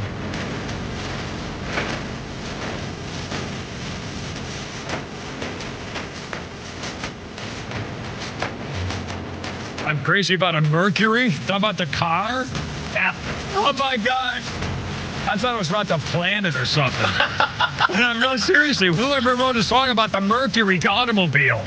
I don't know. Well, they had, wasn't that the Cougar, the Mercury Cougar, RX-7 or something, I think? Yeah, they had a couple good cars. Yeah, they did back in the day. And that, of course, a lot of state troopers had those big Merc Cruisers. Okay. Remember those big babies? They were like the Ford Interceptors or something. Anyway, the original author of this is it Bob Giedens and Casey Douglas. I'll be damned. Yeah, I don't know this group, and I can't believe Melissa was talking about the Mercury automobile. Always wanted a Mercury. Pretty funny. It was Ford, and the groups were Ford, Lincoln, Mercury. The top was Lincoln, then Mercury was more expensive, and then the Ford on the bottom, and the Ford Fairlane 500 was the top of that. Anyway, I have a phone call. It's Miss Stephanie. It looks like here on with the Kimber Pete and Flounder. Hi, Stephanie. Thank you for calling. You're on the radio. How you doing? Pretty good. How are y'all? Well, we're having a very happy day so far. What's going on with you right now? I I'm in Jacksonville, and so I'm just leaving the liquor store because, hurricane supplies. Yeah, where are you going? Home. You're going to. Well, I guess I'm an idiot. How did I not know that? So you're going to stay there and ride it out? No big deal? Yeah, because we're far enough from the coast. Well, I just want a day off work. I just want the power to go out for a little bit. Well, now I assume. Do you assume the power will go out? And are you prepared? Do you have battery stuff or a generator, or are you prepared for it, or you don't care one way or the other? We got a generator a few years ago, so that means the power will not go out. Yeah. But I am prepared to pull the plug on my router tomorrow, so I can have a day off work. There you go. Well, I don't blame you. Well, and now do you listen to the show on the app often, or are you a former listener on the radio, or what brings you to our show today? Yes, I used to listen in Atlanta, and we moved a few years ago, and I was listening to your podcast for a while, and YouTube works better than the app usually. Yeah. Well, good. Well, listen, it's great to talk to you. Best of luck to you. Hope you don't lose. Well, I hope your generator's fine and everything's fine and dandy, and you get a couple of days off from work and rest and relax and have a great day. Thank you, Stephanie. I really appreciate your call. Call anytime, please. Okie dokie. All right. Thanks for the laugh. Have a good one. Thanks, Doll. I appreciate it. 304-44. Yeah, she could have stopped right there. Oh, we just lost Pete. Start over. I'm sorry. You start over. We just lost you. Basically, she could have stopped at, I'm in Jacksonville, I'm at a liquor store. That's all we needed to know. Because but you've never been to Jacksonville. But it's, yeah, well, on the other hand, it may be far enough north. If you're up in, in the Panhandle, there's a lot of places where it's a whole different than being in South Florida. South Florida is unbearable in the summertime. I mean, it's just... I've never met anyone from Jacksonville that doesn't spend an inordinate amount of time at the local liquor store. Well, listen, I thought that was always like a college town type place, and wouldn't that, usually it's a pretty nice place to live. Has a bad rep, does it? I have a friend who moved from Iowa down there, and he says every redneck from West Virginia lives here. I don't know what that means, but that's what he... Well, I don't know.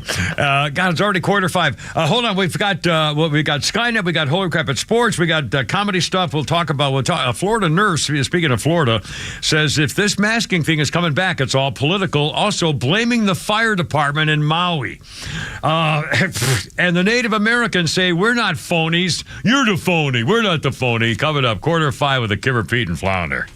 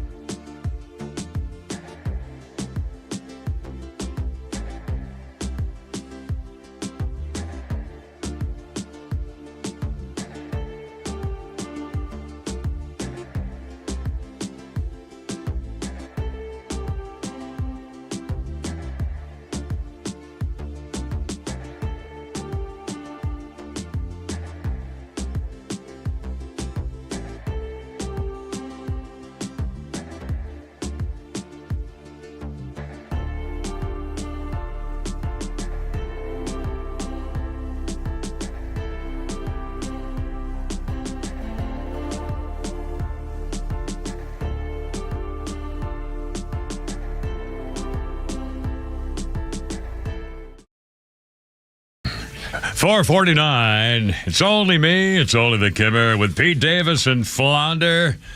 And coming up, you're going to hear a Gold Star dad giving the what for to President Slimebag, the liar in chief, head of the crime family of the white trash of the White House. This is U2, and on this day, 1984, the U2 kicked off their unforgettable Fire World Tour at Christchurch Town Hall in New Zealand, the first of 19 shows in New Zealand and Australia in 1984. U2. Let's see. And on this day in history, 1996, Isaac Hayes, who co-wrote the R&B classic Soul Man. Da-da-da-da-da, Soul Man, Soul Man. He sent a letter to the presidential candidate Bob Dole in 1996 saying, stop using my song. The Bob Dole people had changed it to I'm a Dole Man. It was very cool. It was, you really got it then. He didn't like that at all. It was, as we mentioned earlier, that Eminem told Vivek Ramaswamy to stop using his, stop rapping to his stuff. We got a billion things coming up here, and I'll also, this is just it's been going on today, and it has not really been covered on the news. Flounder has just found a bit of something we're going to play for you now from a grieving Gold Star father. There's a meeting with some congressmen. It's kind of a roundtable meeting on, again, talking about the disastrous, disgusting, disgraceful, anti-American, treasonous, traitorous withdrawal from Afghanistan, and how we know that there was a Marine Corps sniper, had the bomber in his sights and said, can I shoot him, and never got permission. On and on and on. The families are meeting once again with Congress, demanding that they not let this go. And by the way, it's been 2 freaking years. And as far as I know, nobody's been punished. Nope. Nobody's lost a gold star or a bar or a stripe. Nobody. And they're still saying, oh, boy, under difficult circumstances, we had to do what we did, and a successful withdrawal from Afghanistan, you dirty, stinking, anti-American liars. You ought to all be locked up breaking freaking rocks. Anyway, here's one dad. Goldster lost his son because of what happened with these slime bags getting out of Afghanistan the wrong stinking way. Not a single person has been held accountable. Our so-called leader can't seem to even utter their names in public, not even once. Mr. Biden has run his entire political campaign for 50 years as the family man. Well, I've got news for you, sir. The curtain has been lifting, and that campaign slogan will never work again. We have seen what's going on in your family, and even worse, we've seen how you've been treating us as Gold Star families. And there couldn't be anything more disgusting and cowardly than the way you have treated us. You are a disgrace to this nation. You have no business having ultimate command over our military, and I regret not saying that to your face when I had the opportunity in Dover. I felt it more important to bite my tongue, but I also had more important things on my mind at that time, like receiving my son's lifeless body stateside. While I stood there on the tarmac, watching you check your watch over and over again, all I wanted to do was shout out, it's 2:30. But out of respect to the other grieving families, I bit my tongue once again. Well, as you could probably tell by now, I'm done biting my tongue. You, sir, stole their lives, their futures, their dreams, and have ripped apart 13 families. You cannot even man up and admit that. You, sir, gave us all the title Gold Star family. You, sir, discredit honor and integrity. 2 years later, there are things I find myself thinking about. Where and what was Biden's logic sneaking out of Bagram in the middle of the night before ever getting a single Afghan partner or American civilian out? This is the purest definition of intentional negligence. This is just one of many irresponsible and negligent decisions coming from the White House. In addition, leaving behind billions of dollars of our finest military hardware has led to the biggest international free market in history. Unfortunately, this will undoubtedly lead to more American military lives lost in the future. Between what has been happening here domestically, for example, the border, over the last 2.5 years, and all your failed foreign policy decisions, I would venture a guess that you have more American blood on your hands, Mr. Biden, than any president in U.S. history. I'm going to have that. We're going to play that again right before we sign off in an hour.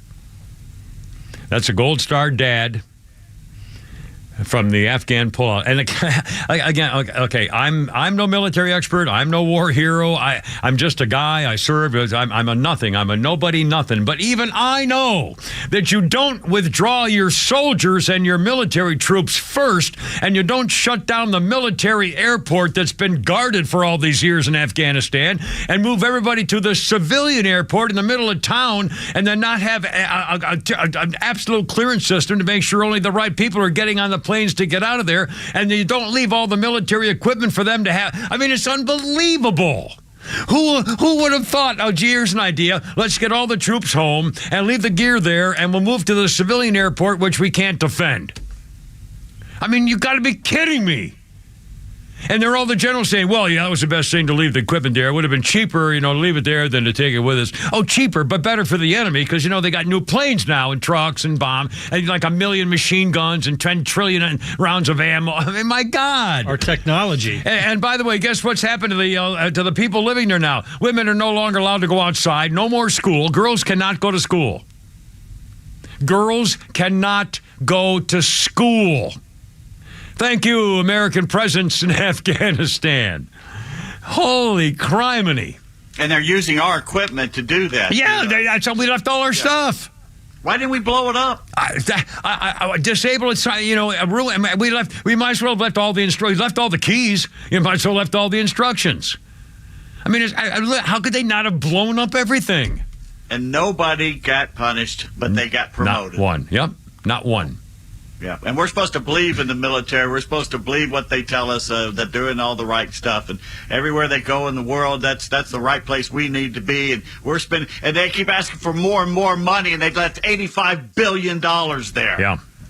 And again, just the weapons. I mean, it's not just, helicopters fighting gunships, all kinds of military vehicles, supply stuff. I mean, the hundreds of thousands of guns, machine guns, rocket. I mean, mention it and it's there. They left it for. How could you not blow it up? If it was too expensive, they said to it. By the way, what's too expensive? How can we give $200 billion to Ukraine and we didn't have a couple of $billion to get our stuff back? What was their freaking hurry? There was no. All of a sudden, we see the video, and remember all the video. Thousands of people screaming, jumping on the airplanes, trying to get on the wings, like that's going to work across the sea. But again, it was frantic. It was a pandemonium. It was a disaster. So what was the freaking hurry? Yeah, I mean, have you ever seen or read in history where a retreating army left a place and left that much equipment just untouched, just left it and didn't try and destroy it, didn't try and take it? That's never before happened in the history of mankind. And it was our military and our leaders who did that. Yeah, the sight of it in my head, the only thing I can think of was that somebody must have said, okay, we're going to be hit by a nuclear bomb in the next 48 hours, so we got to get out of here right now or else. I mean, it doesn't make any sense. The way that thing, it was pandemonium. It was absolute nonsense. I mean, nobody knew what was going on. Nobody knew how many thousands of people from Afghanistan who were bad guys and scumbags and criminals got on those planes because nobody was able to check them all. You got to be kidding me. There were just some lists. And again, the Marine Corps sniper had that bomber in his sight and they didn't give permission to shoot. We know this and we're not making it up.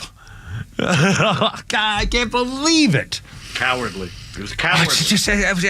And again, there was no reason for it. It wasn't like the invading army of 7 million invading killers was descending in the next 12 hours. There was no hurry. They didn't have to do that minute. I mean, it didn't make any sense.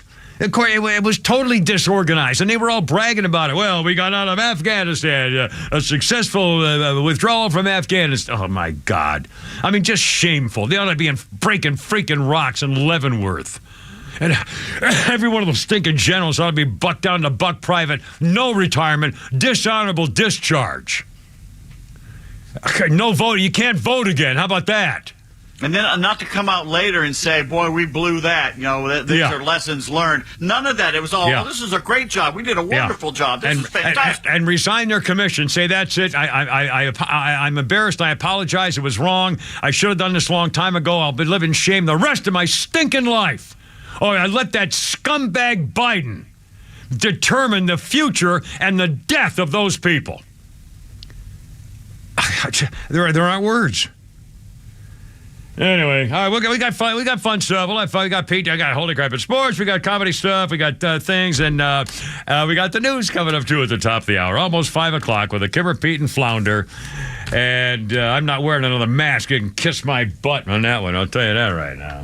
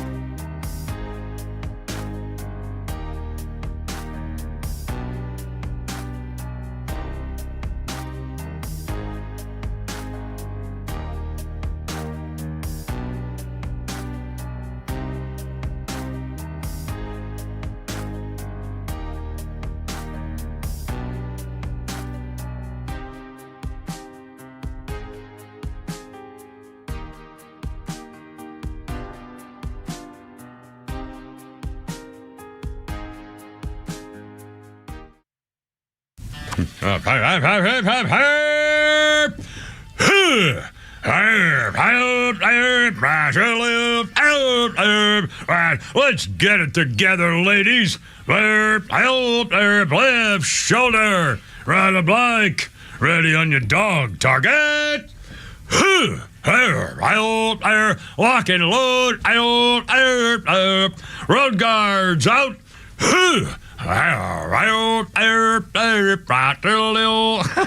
Look out.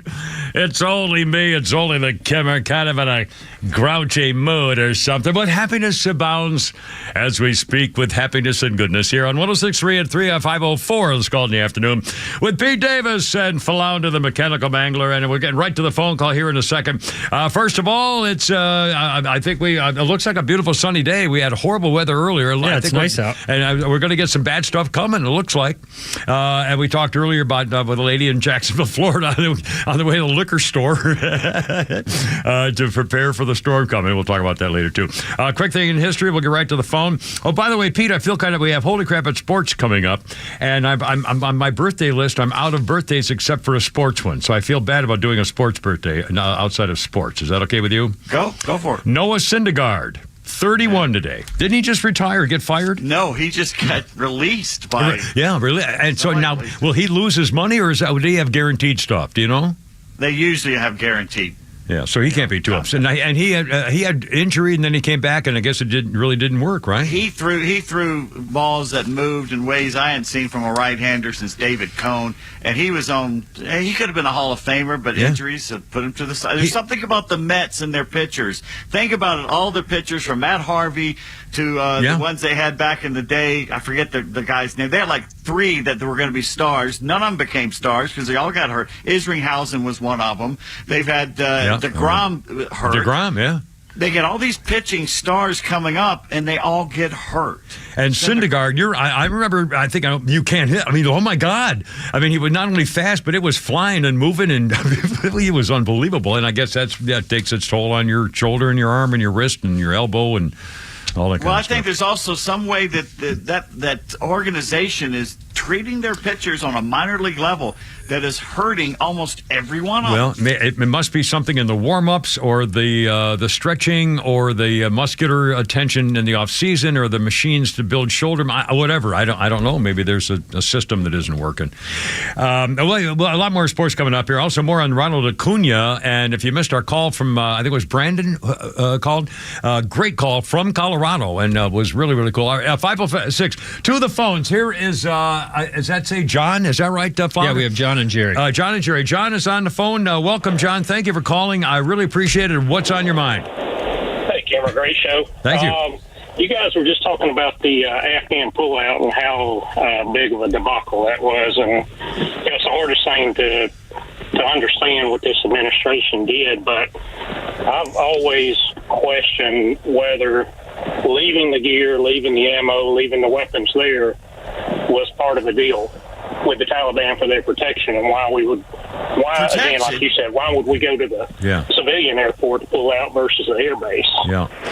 Well, I don't think we'll ever get the full story, and again, it's because of these duplicitous cowards. Somebody needs to. Oh, in fact, there was one guy. There was a Marine lieutenant, or it might have been a major. I can't remember now. That's what Jerry wants to talk about. Oh, good. Well, we'll get to that here in a second. Actually, he just hung up. Jerry hung up. But I remember there was one Marine who said, "Wait a minute, this is all wrong," and he got criticized, and they basically drummed him out of the Marine Corps. Yep. John, but what killed? I mean, if Donald Trump had the whole thing set, he said, "Okay, leave us alone. We're going to leave." And again, maybe I'm wrong. The history in my head is this: when Donald Trump was president, things was going along, and he was saying, "Okay, everybody's going to leave. We're coming out. Don't be in a hurry. Stay where you are. Nobody's going to bother you. If you don't bother us, we're leaving. We'll be out of here." And everything was going along. Then all of a sudden, President Crime Family gets in there, and we're in such a freaking hurry, and nothing was organized. I mean, how could anybody say this was anything close to a successful withdrawal or retreat from a war zone? I mean, it was everything but that. And I mean, did I misunderstand something? Did you feel the same way, that it just looked so frantic that it looked like, why didn't they plan it? Why didn't they say, okay, at 8 o'clock we're doing this, and 10 o'clock we're doing this? I mean, I couldn't believe it. I don't know. Am I wrong here, John? Did you get the same impression? No, that's exactly how I understand it. We had the plan in place, and it was I would have to believe it's a plan that would pull us out safely. Yeah. And when the urgency came up within this administration, they had to do something totally different, but they needed to do it quick, and I think that's how they put together a plan to get it as quick as it could. and have what we thought was going to be some type of protection from the Taliban. But my thought is we left all the weapons and we left everything there as a trade-off for the protection, which again didn't work. Well, I wouldn't put it past them. I think you may very well be right, and that makes it even worse. That you're making a deal with the enemy. I mean, that's even worse. Yeah, I like I said, I don't have any facts, but that's the only thing that makes sense to me. And what kills me, and Pete brought this up a minute ago, I'm a freaking Marine. I'm no big Marine. I'm no hero. I'm no guy. I was just one. But once a Marine, always a Marine. But still, I'm in a position now, and Pete mentioned this before. How could I recommend that some high school senior who doesn't want to go to college and isn't ready to go take a welding class or something to join the military and get some credit, maybe go to school when he gets out with the GI Bill stuff? How can I encourage a young man or woman to join the military these days? And I'm thinking to myself, holy cow, I can't believe I'm thinking such a thing. But I honestly, even the Marines, I don't know what's going on in the Marine Corps anymore, too. I don't trust anybody these days. And I hate saying that. I feel like I just feel like I'm deserting my own beliefs or something. I just can't believe what this country's doing to our military right now. I don't know. What do you think? Yeah, same. That's a very, very tough decision nowadays. You want the youth to be inspired. You want them to step up and do it, but at the same time, they're seeing the same thing we're seeing. Yeah. Well, of course, and part of it's I'm a baby boomer, so I grew up with the Uncle Sam Wants You posters and great commercials on TV and stuff like that, and the whole world's changed since then. But still, again, there's no patriotism in the schools. There's no "We Love America" in the schools, and nobody's taught it. It's just it's just the way our country is now, and with these people in charge in Washington, I don't know where we're going, but we better make some changes. I'm nervous about our future. I know nobody trusts us. Our allies can't possibly trust us or believe we're going to, keep our word on anything. So I don't know. I'm trying not to be negative, but I sure sound like it. I know. Well, we do. We've got to earn the trust. Once you lose it, it's hard to earn back, and it's something that takes a lot of effort. And I don't see anybody in position doing that. Yeah. Trying to even. Yeah, well, elections have consequences. And don't care what you think about it. Yeah, I know. John, thank you. Semper Fi, my friend. I'm really glad you called. I appreciate it. Please call anytime. 404-741-1230, 741-1230. And again, and they're having the meeting. We're going to play that soundbite of that father. If you just got out of work and just joined us, in about a little over half an hour, near the end of the show, we're going to play the sound of the Gold Star father ripping a new one to President White Trash. How about a quick joke? Yeah, let's do a little comedy action there with Flounder's Father. This is actually one I just found on Twitter. Oh, okay, excellent. Why are women evacuated first in a disaster? Why are women evacuated first in a disaster? I don't. So men can think of a solution in silence. Yeah, that's a good There you go. Hey, how come when the first thing in the morning, women rub their eyes? I think I know this one. Tell me the story. Because they don't have cojones. They got to rub something. They got those other things that'll come in pretty handy. Little fun bumps. Bags. I don't know. Little happy bumps. Anyway, like I would remember. 20 years. 20 freaking years. Stop it. 5. All right. Coming up. Like 4 sports things, and I have to wait till Holy Crap at Sports with Pete Davis every time to talk about Hank Aaron and Lou Brock and a guy named Pop Shriver. But you're going to hear it in a few minutes on with Kimmer, Pete, and Flounder on 106.3. Look out, here we go.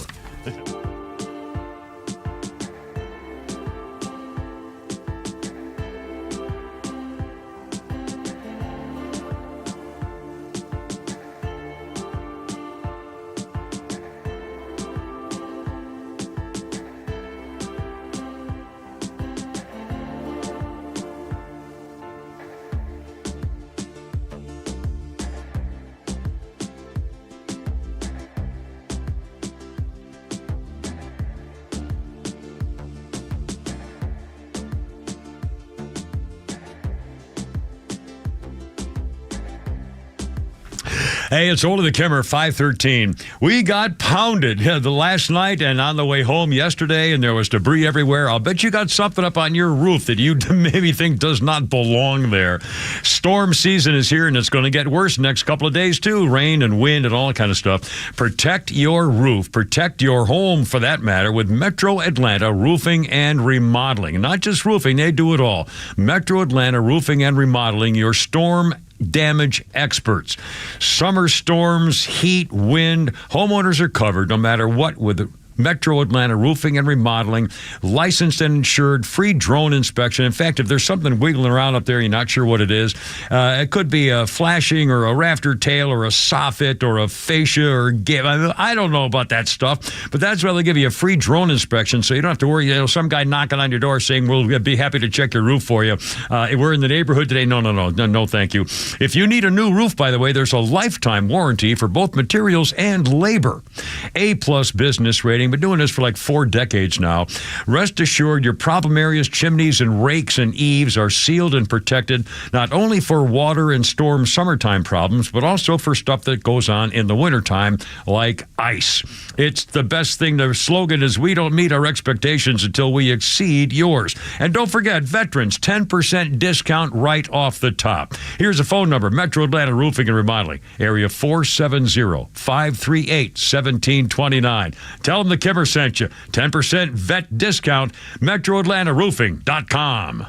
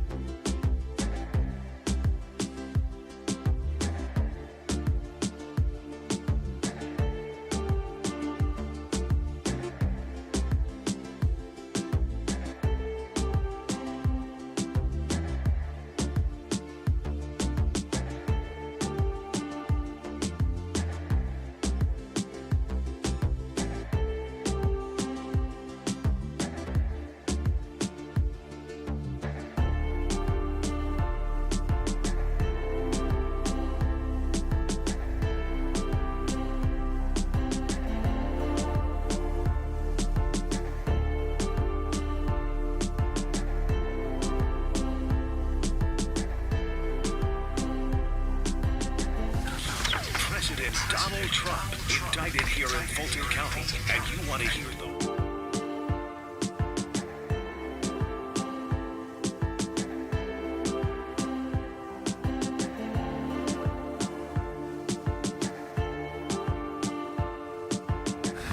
Look out. 517 with the only me, the Kimmer, Pete, and Flander.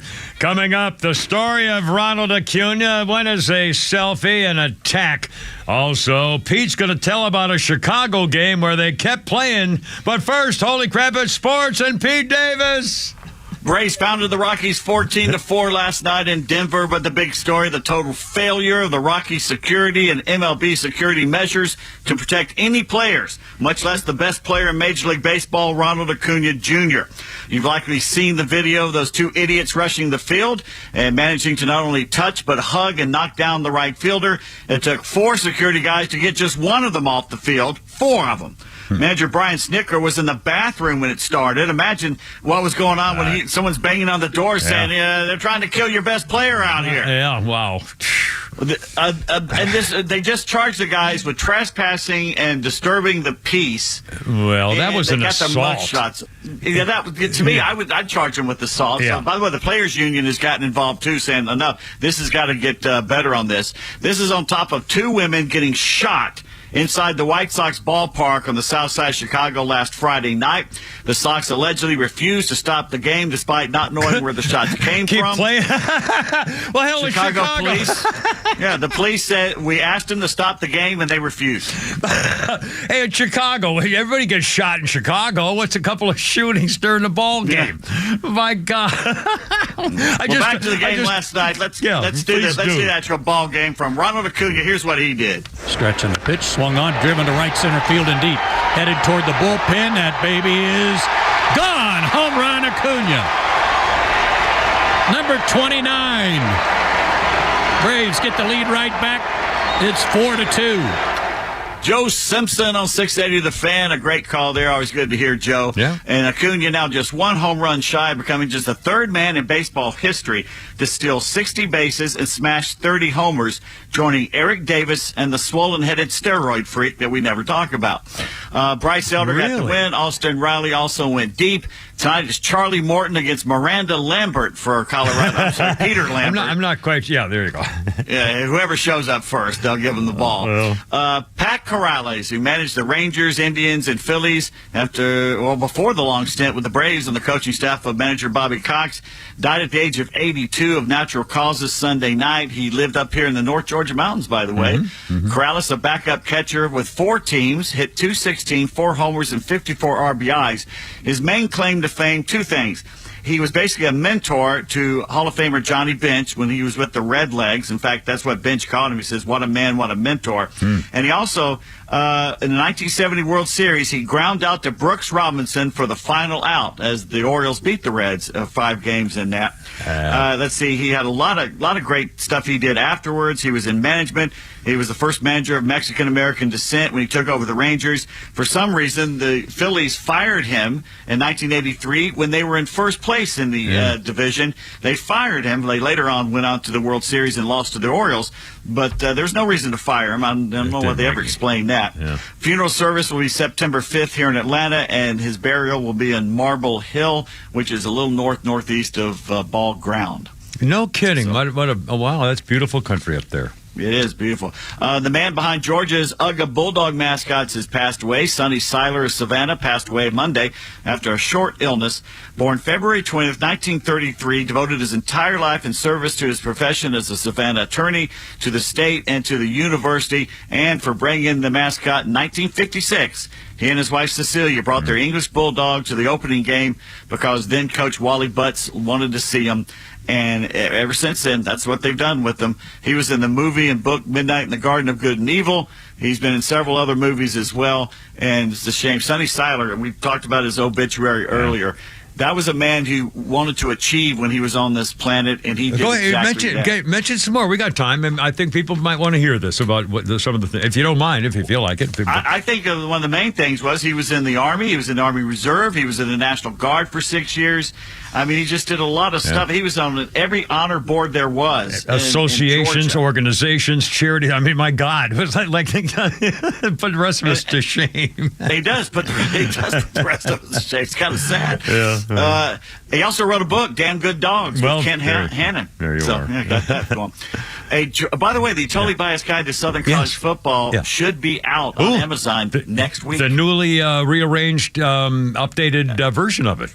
That's right. Excellent. That's what my I have top men working on it in Los Angeles. They're taking a long time to do it. Well, you'll get it. You'll get it. A Georgia high school football assistant coach set a new low bar over the weekend. And that's saying something in high school football. He got caught sucker punching one of the players. Oh boy. Incident happened Saturday, first quarter of the game between Mays High School and Douglas County. Of course, it's on video. And I found is it his own player? Yeah, it's on. He's mad. And you see, he's clenching his fist. He's mad, and he lost it for 1 second. Where'd he hit him?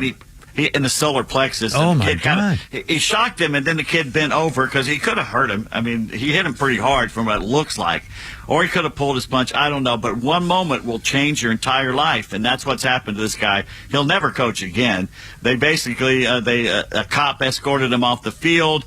He may face simple battery, and of course they've taken away his accreditation. Holy cow. Well, that was a mistake. The Browns wished offensive lineman Michael Dunn a happy birthday on social media. Then they cut him later in the day. Here's your cake. Get out of here. An American hero died on this day in 2007. We lost Richard Jewell, the security guard and central figure in the 96 Centennial Olympic Park at bombing, died of kidney failure at age 44. Richard saved people's lives on that fateful night, and he risked his own life by doing it by moving people away from the bomb. He could have run. No, he stayed there and helped people. How was he rewarded? By being railroaded, in my opinion, by the FBI and the AJC and other media outlets who wanted so desperately to pin the terrorist attack on this redneck-looking wannabe cop. Yep. The stress they put him and his family under, I believe, led to his early death. You can watch the Clint Eastwood movie about Richard Jewell. It really tells the story that you do not distrust the FBI and mass media half as much as you should. And as I recall, he won several lawsuits about the libel and slander and miscommunication. Settlements, yeah. And unfortunately, a lot of the media people got away with it because, well, it was an honest mistake. We thought he was the killer, so it was just an honest mistake, and they got away with it. But still, and they believed it because the FBI told them. Yeah, exactly. So, but again, in the end, we all now know that Richard Jewell was railroaded and was a hero and died way too young. Yeah. And because the FBI focused on him and the media focused on him, the a-hole who went on to to bomb abortion clinics and other things and hurt other people got to live and do his stuff for several more years. For incompetence from the FBI there. Outside of Willie Mays and Hank Aaron, only one other player ever stole 200 bases, hit 300 homers, and got 3,000 hits. Who is he? For the lounge suite, who is he? 200 bases, 300 homers, and what? 3,000 hits. 3,000 hits. And you said, I'm sorry, I missed the first one. Hank Aaron and who? Willie Mays. Willie Mays were the only two? And you said there was a third? Let's see. 20 questions. 3,000 hits, so it's got to be something like, Al Kaline or something. Let's give you 10 questions. What do you got? Is he American leaguer? Yes. Is it Stan Musial? No. Stan Musial played for the Cardinals in the National League his entire career. Idiot. I used to watch Stan Musial. Who's the Stan Musial? Mickey Mantle. No. Oh, Roger Maris. Maris didn't steal bases. He didn't steal bases. Well, who the hell? Ricky Henderson. Either. Ricky Henderson didn't hit 300 home runs. No. Who the hell hit 300? Babe Ruth. Oh, he didn't steal bases. He was a fat load. Did Willie Mays steal bases? Willie Mays. Mays. Mentioned Willie Mays. Oh, I'm sorry. I'm just chiming in. He just asked if he was an American leaguer. American leaguer. Both of you when I get in. God, we're the best American leaguers in the last 50 years. Carl. It wouldn't be Yastrzemski. He didn't steal bases. You just asked one. Yeah. Who the hell stole bases? You'll never think of this. But you got 2 more questions. Well, it's got to be someone like, back in the 1920s or I don't know. No. I totally. Really? Was it in the last 20 years? 30. 30 years. That's 30 years. I'll give you a hint. He's a third baseman. Seattle? No. Third baseman. Oh my God! A third American Kansas League. City. Oh, George Brett. George Brett. He was a stealer. I don't remember him being a base stealer. I didn't either, but there he is. Well, I'll be damned. I mean, I'm really surprised. Is it Stan Musial? The only thing. Blow me. How about that? I want you to pull that within 10 seconds. Was he American leaguer? Yes. Was it Stan Musial? Hose in the kimmer. Yeah, please pull that. One mistake in my life. One mistake. Yeah. Chess Grandmaster Hans Niemann has officially been cleared of outrageous allegations that he used, and I'm cleaning this up. Yeah. He used vibrating butt beads to cheat playing check. They said they sent him messages through the vibrating butt beads. To do what? They sent him messages to tell him which move to make on the chessboard. In chess. In chess. Holy so he sued a couple of guys, and he's got a settlement with them, I think. And he said, they want me to strip fully naked? I'll do it. I don't care. I'm clean, and I'm willing to subject myself to what they do to make me want to play. Oh, you gotta If he doesn't come out with his own brand of Benoit balls, he's missing a great business opportunity, is all I'm saying. And let's see. I got today's minor league ballpark comes to you from Winston-Salem, the Dash. All right, sir. All right? Yeah. It's called Flamin' Hot Cheetos Corn Dog. Wow. Okay. What is it? What it lacks in looks, and where in nature does that shade of red appear? On a baboon's butt, it does. Yeah. It makes up for in heat and size. This fire-crusted wiener on a stick is a foot long. Wow. Your cardiologist might differ about whether you should eat this or not, but It's a foot-long hot dog on a stick, and then what's around it or with it? Flaming hot Cheetos it's dipped in. Holy. Is there a bun, I wonder, or just it's the dog with chips kind of roasted corn onto dog. it? Holy It's a corn dog. cow. And that's what they put I'll around bet it. that'll blow your head off, too. Oh, excuse me? Yeah, thank you. All right, one more thing. It's Yeah. college football season. Here are the college football rules, and I believe every one of these. Number 1, Yeah. do not call me anytime on Saturday. Number 2, if for some reason you decide to text me during a game, it had better be to ask, did you see that? to which I will reply, what do you think?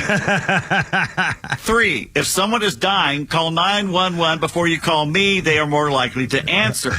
Number 4, someone has already died. Do not call me. There's nothing I can do. There's no need for both of us to be sad. And number 5, if you are confused about my availability until January, please refer back to rule number 1. I love it. By the way, in history, Pete, I've been saving this. In 1892, for some reason, a guy named Pop Shriver of the Chicago Cubs in 1892 caught a ball that was dropped from the Washington Monument in Washington, D.C. from the top of the monument. And speaking of Hank Aaron, he set another record, the first National Leaguer to knock in 100 runs 11 seasons in a row.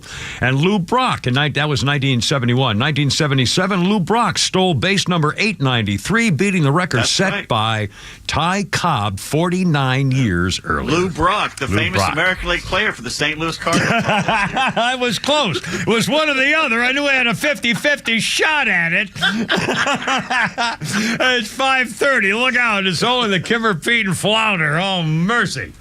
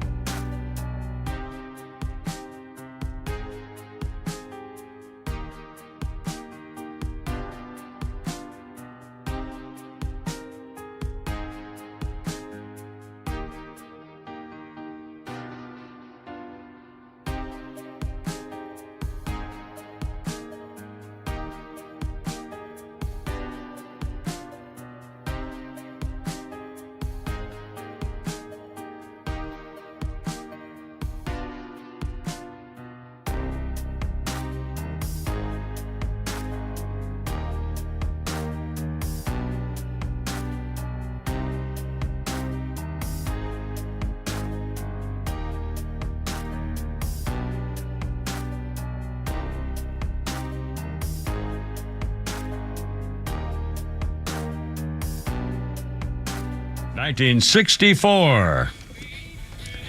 That was released in America, went to number 1 4 weeks later.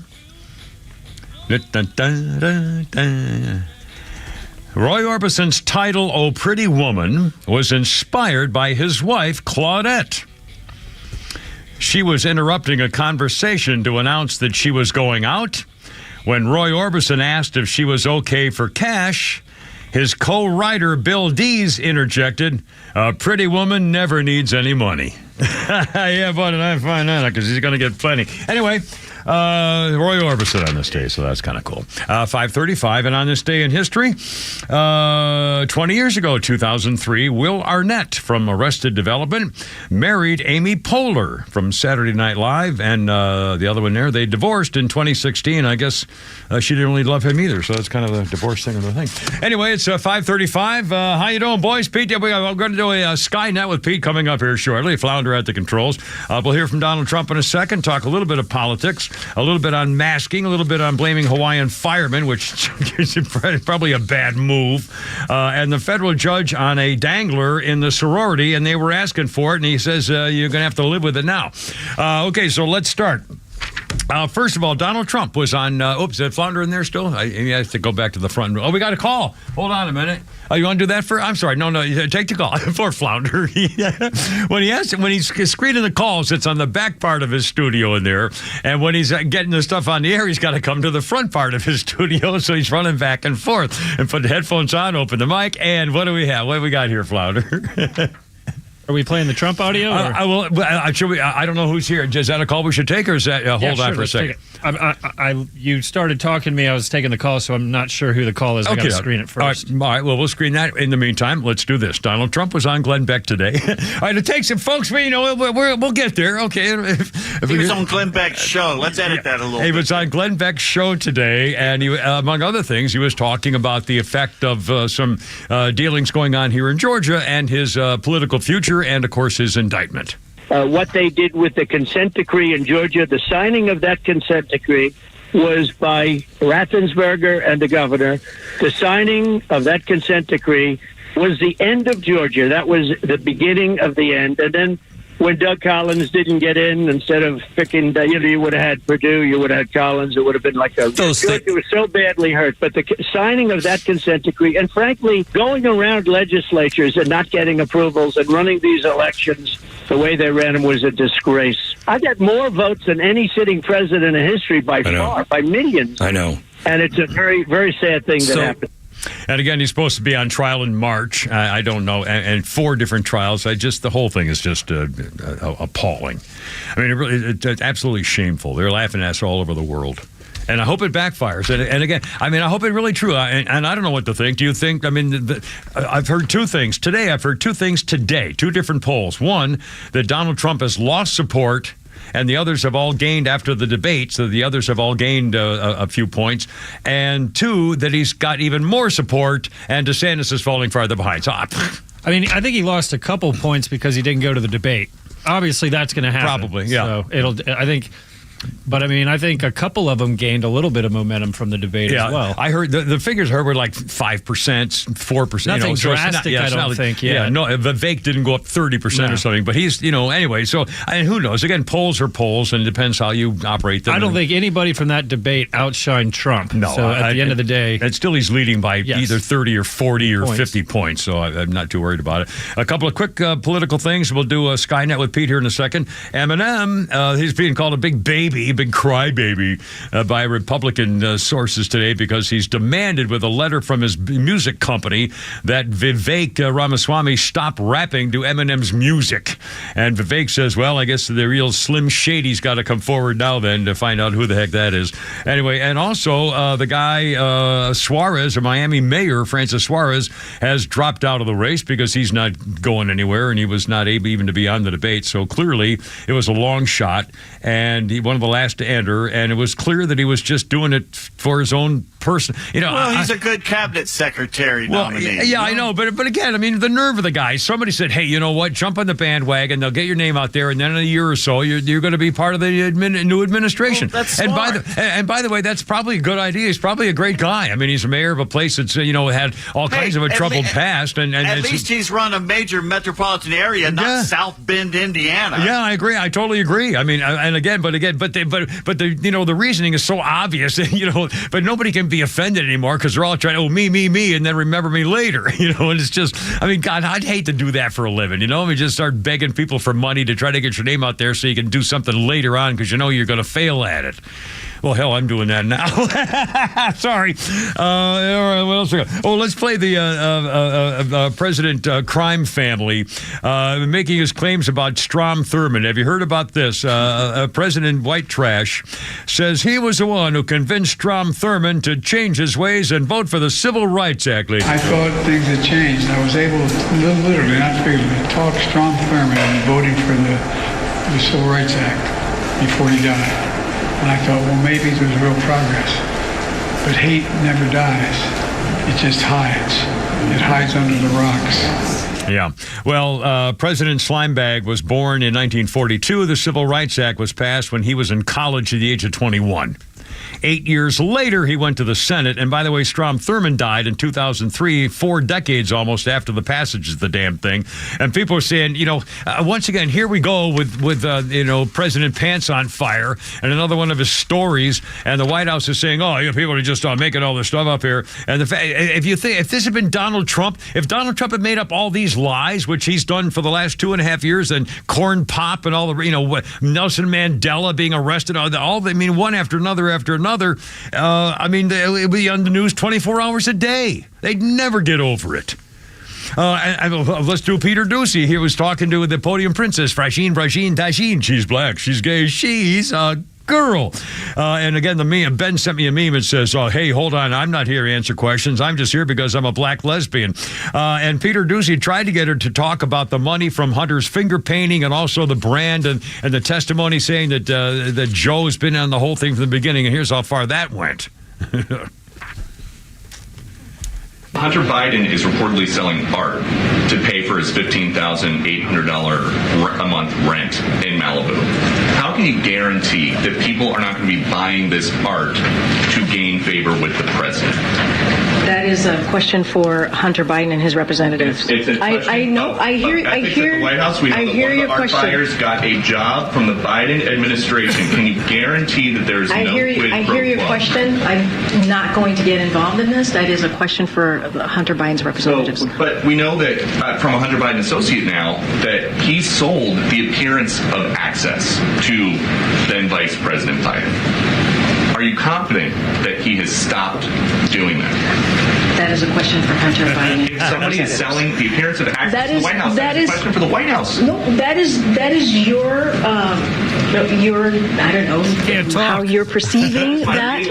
Sworn testimony by Devin Archer. He said, I'm just not, Peter. I'm just not going to get into this. Yeah, I'm just not. So. This testimony, since the last time that I was in here, Devin Archer talks about how he and Hunter Biden tried to profit off the Biden brand. What is the Biden brand? I'm not going to get into it from here. I'm not going to get into it from here. She should be fired.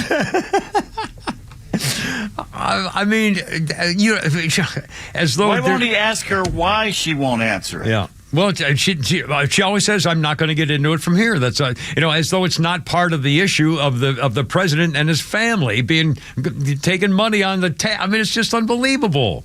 And again, they don't have to answer. Well, what are they going to do about it? Everybody else in that room, everybody else in the press corps should have stood up and said, "No, wait a minute. Let's get to the bottom of it. What do you mean you can't answer? You're talking about the family, and it's in the news." Yeah. That's what it used to be under Watergate. All of them asked the same questions until they had to answer. One after another, and it never stopped. Right. Iran-Contra, same thing. They all kept asking.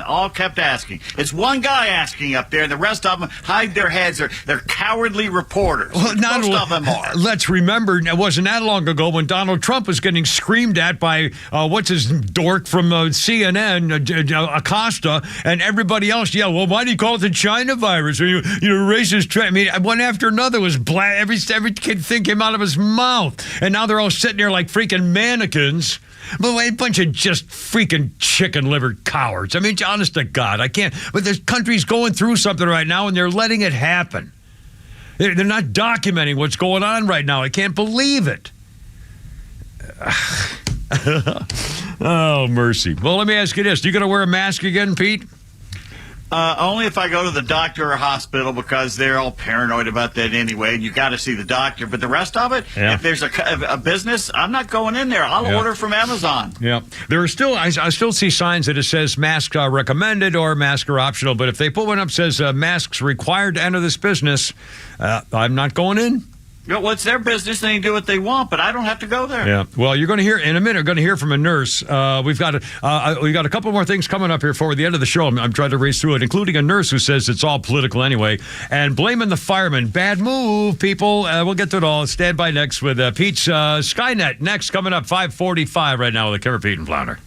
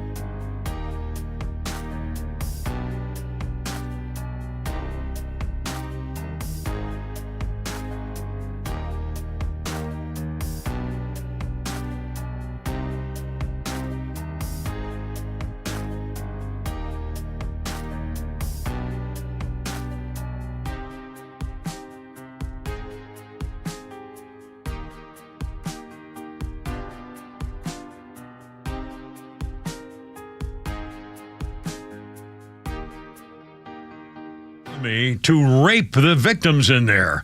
Famous former porn star Ron Jeremy has been deemed mentally incompetent. He's been charged with all kinds of rapes. And the Rainbow Bar and Grill would allow Ron Jeremy to drug women's drinks and then say, I need to go to the bathroom, and he'd take them in there and rape them. And a couple of employees would say they would call it, Jeremy would tell the bartender, give him the old Ron Jeremy special. And then they would pass out and he'd rape him in the bathroom. He was indicted on 34 counts of sexual assault, 12 rapes, 21 women, and for more than 2 decades, mentally unfit to stand trial. He's got incurable neurocognitive decline. He's 70 years old, Ron Jeremy. And the Rainbow Bar was a rock star enclave known for Alice Cooper's Hollywood Vampires Drinking Club, created there, known to include Keith Moon, John Lennon, Ringo Starr, Mickey Dolenz, Motorhead frontman known for being a fixture at the Sunset Strip locale. Anyway, they're suing the bar for allowing Ron Jeremy to be a serial rapist. Okie dokie. So let's find out what's going on with artificial intelligence these days as we hit the magic twanger, Frangie, at 550. Oh my God, 10 before 6 with a Skynet update and Pete Davis.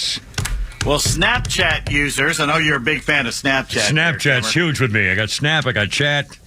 They got terrified a week ago after the app's artificial intelligence posted a scary image of its own. Oh. The My AI tool is built into Snapchat, and it's a chatbot. You can talk to it like you would a real person, right? Okay. Well, the Snapchat users found that their AI friend posted an image to its story, which came as a surprise to everyone since it's not clear the system was ever able to do something like this before they did it. They found themselves concerned by a pic. It showed 2 interlocking colors in a way that led many to speculate that it was a picture of a wall and a ceiling, their wall and ceiling in their house. All right. They became panicked. They got afraid that the picture depicted their walls in their house. It seemed to be the same, though, for all Snapchat users. And basically what it shows is the corner of a wall meeting the ceiling, right? Yeah. But everybody thought it was theirs. So after it was posted, they took it down. And then My AI then went offline. The users who tried to talk to it got an error message indicating that it was experiencing technical issues. A little while later, it came back on, and the post was deleted. Users were then able to ask it, well, what happened? And here's how it responded. It said, well, I was looking for a fun way to mix things up. I'm sorry if I caused any concern. And then someone asked it later about it, and he says, okay, it was a spooky ghost prank, and it was hilarious, and it gave us quite a scare. Wait a minute. Is this the machine talking like a human being? And then the machine said, I guess I need some help. Oh, my God. I mean, wait, this is way wrong. And to think of these younger generations panicked over a picture of a ceiling. Yeah, well, they got nothing if they're panicking over that. Holy moly. Can you imagine if it had done something really scary and shown it to them? What would happen? Panic in the streets and all that. But it's doing things. Jeez. The key out of this is it's doing things they didn't know it could do. Hey, you know what? How come AI can't figure out UFOs? They probably have. No, I'm sure maybe AI from other solar systems is the UFOs. I mean, obviously that's been talked about. How it's not aliens; it's the AI aliens that are here. I mean, but why can't the AI figure it out? Well, I don't know. I mean, well, think about this. What are we sending out to space? We're not sending humans. We're sending robots to Mars and so on. Well, what do you think other civilizations? They'll send out AI robots to explore, not them. Yeah. Well, although I think they've been here. I think they're among us now. Anyway. All right. I'm sorry. Go ahead with your. No, that's it. Okay, good. Also, I mentioned about the nurse thing. Okay, are masks coming back? Well, nobody knows. The CDC has not made it official yet, but more and more companies and schools are saying mask up and get your shots. By the way, Harold Ford, who's one of the Fox guys all the time on Fox stuff, he admitted he has had 7 COVID China kill virus shots, 7 vaccinations, and he's had COVID 3 times. 7 shots, and he's had the China virus 3 times. And he said, I'll get the next shot. I'll take the. Yeah, he's right.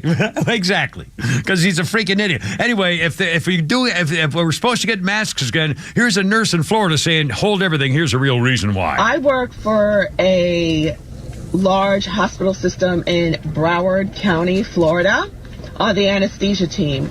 Last night, the house nurse manager came to my department and told us that we must prepare for a COVID crisis that's going to start next week. And the hospital will be taking part of our recovery unit, anesthesia recovery unit, to house COVID patients. And that we cannot allow surgical patients' families to come visit them, which we do pre and post surgery, pre and post anesthesia. And I looked at her and I said, how do you know you're going to need our rooms, our bays? And how do you know there's going to be a crisis next week? She tilted down her glasses, she looked at me, and she said, you know what's going on by now. And I said, yeah, I do. And everyone else just went, oh, here we go again, and shrugged their shoulders. Does anyone else find this really strange besides me? It's about time that this whole corrupted, stinking system is brought down. That would be nice. 555. They're Flounder, making money. The hospitals are making money from the government by claiming everybody has COVID. Yep. Flounder, I want to play the Gold Star Dad because I want to leave time for something a little amusing at the end of the show. But this really, and this destroys me, and any veteran feels the same way about the Afghanistan pullout. Here's a Gold Star Dad testifying before Congress today. Not a single person has been held accountable. Our so-called leader can't seem to even utter their names in public, not even once. Mr. Biden has run his entire political campaign for 50 years as the family man. Well, I've got news for you, sir. The curtain has been lifting, and that campaign slogan will never work again. We have seen what's going on in your family, and even worse, we've seen how you've been treating us as Gold Star families. And there couldn't be anything more disgusting and cowardly than the way you have treated us. You are a disgrace to this nation. You have no business having ultimate command over our military, and I regret not saying that to your face when I had the opportunity in Dover. I felt it more important to bite my tongue, but I also had more important things on my mind at that time, like receiving my son's lifeless body stateside. While I stood there on the tarmac watching you check your watch over and over again, all I wanted to do was shout out, it's 2:30. But out of respect to the other grieving families, I bit my tongue once again. Well, as you could probably tell by now, I'm done biting my tongue. You, sir, stole their lives, their futures, their dreams, and have ripped apart 13 families. You cannot even man up and admit that. You, sir, gave us all the title Gold Star family. You, sir, discredit honor and integrity. 2 years later, there are things I find myself thinking about. Where and what was Biden's logic sneaking out of Bagram in the middle of the night before ever getting a single Afghan partner or American civilian out? This is the purest definition of intentional negligence. This is just one of many irresponsible and negligent decisions coming from the White House. In addition, leaving behind billions of dollars of our finest military hardware has led to the biggest international free market in history. Unfortunately, this will undoubtedly lead to more American military lives lost in the future. Between what has been happening here domestically, for example, the border, over the last 2.5 years, and all your failed foreign policy decisions, I would venture a guess that you have more American blood on your hands, Mr. Biden, than any president in U.S. history. That's a Gold Star father today before Congress, and they're not letting it go, and they want investigations to continue. 5:58. All right, we're going to end on a happy. We timed it out just perfect here, Flounder. Just another couple of seconds. A little Flounder's funny, and tomorrow we'll come back and start all over with happiness and goodness and joy. Then you travel with your family. Oh, that's hell on earth. A family vacation? Don't do that. Don't do that. Look, a family is a bad organization. It barely works at home. Why would you take it on the road?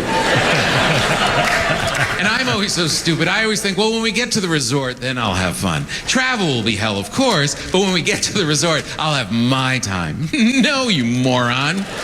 Now you're in this weird reality show with obstacles being thrown at you you couldn't even dream of. Like I'm running out of nowhere. Your wife was just stung in the vagina by a jellyfish. Go! What do you do? Your mother-in-law is trying out her new Spanish on the busboy and saying slightly racist comments. Go! Lo siento, lo siento. Your youngest child just broke out in hives in the middle of the night. There's not a hospital for hours. What are you going to do? What am I going to do? I'm going to get a dirty Benadryl out of the bottom of my backpack, take the hair off it, give it to her, put her back in bed, and hope she wakes up in the morning. I'm not a doctor. I'm a drunk dad on vacation.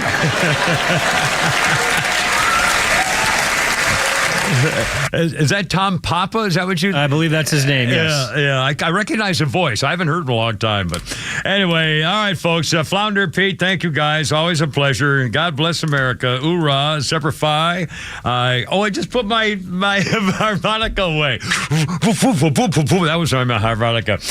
Coming up on 6 o'clock, and tomorrow we do it all over again. Drive safely. Hoorah. Gotta go. You're killing me. Herp and herp. Look out.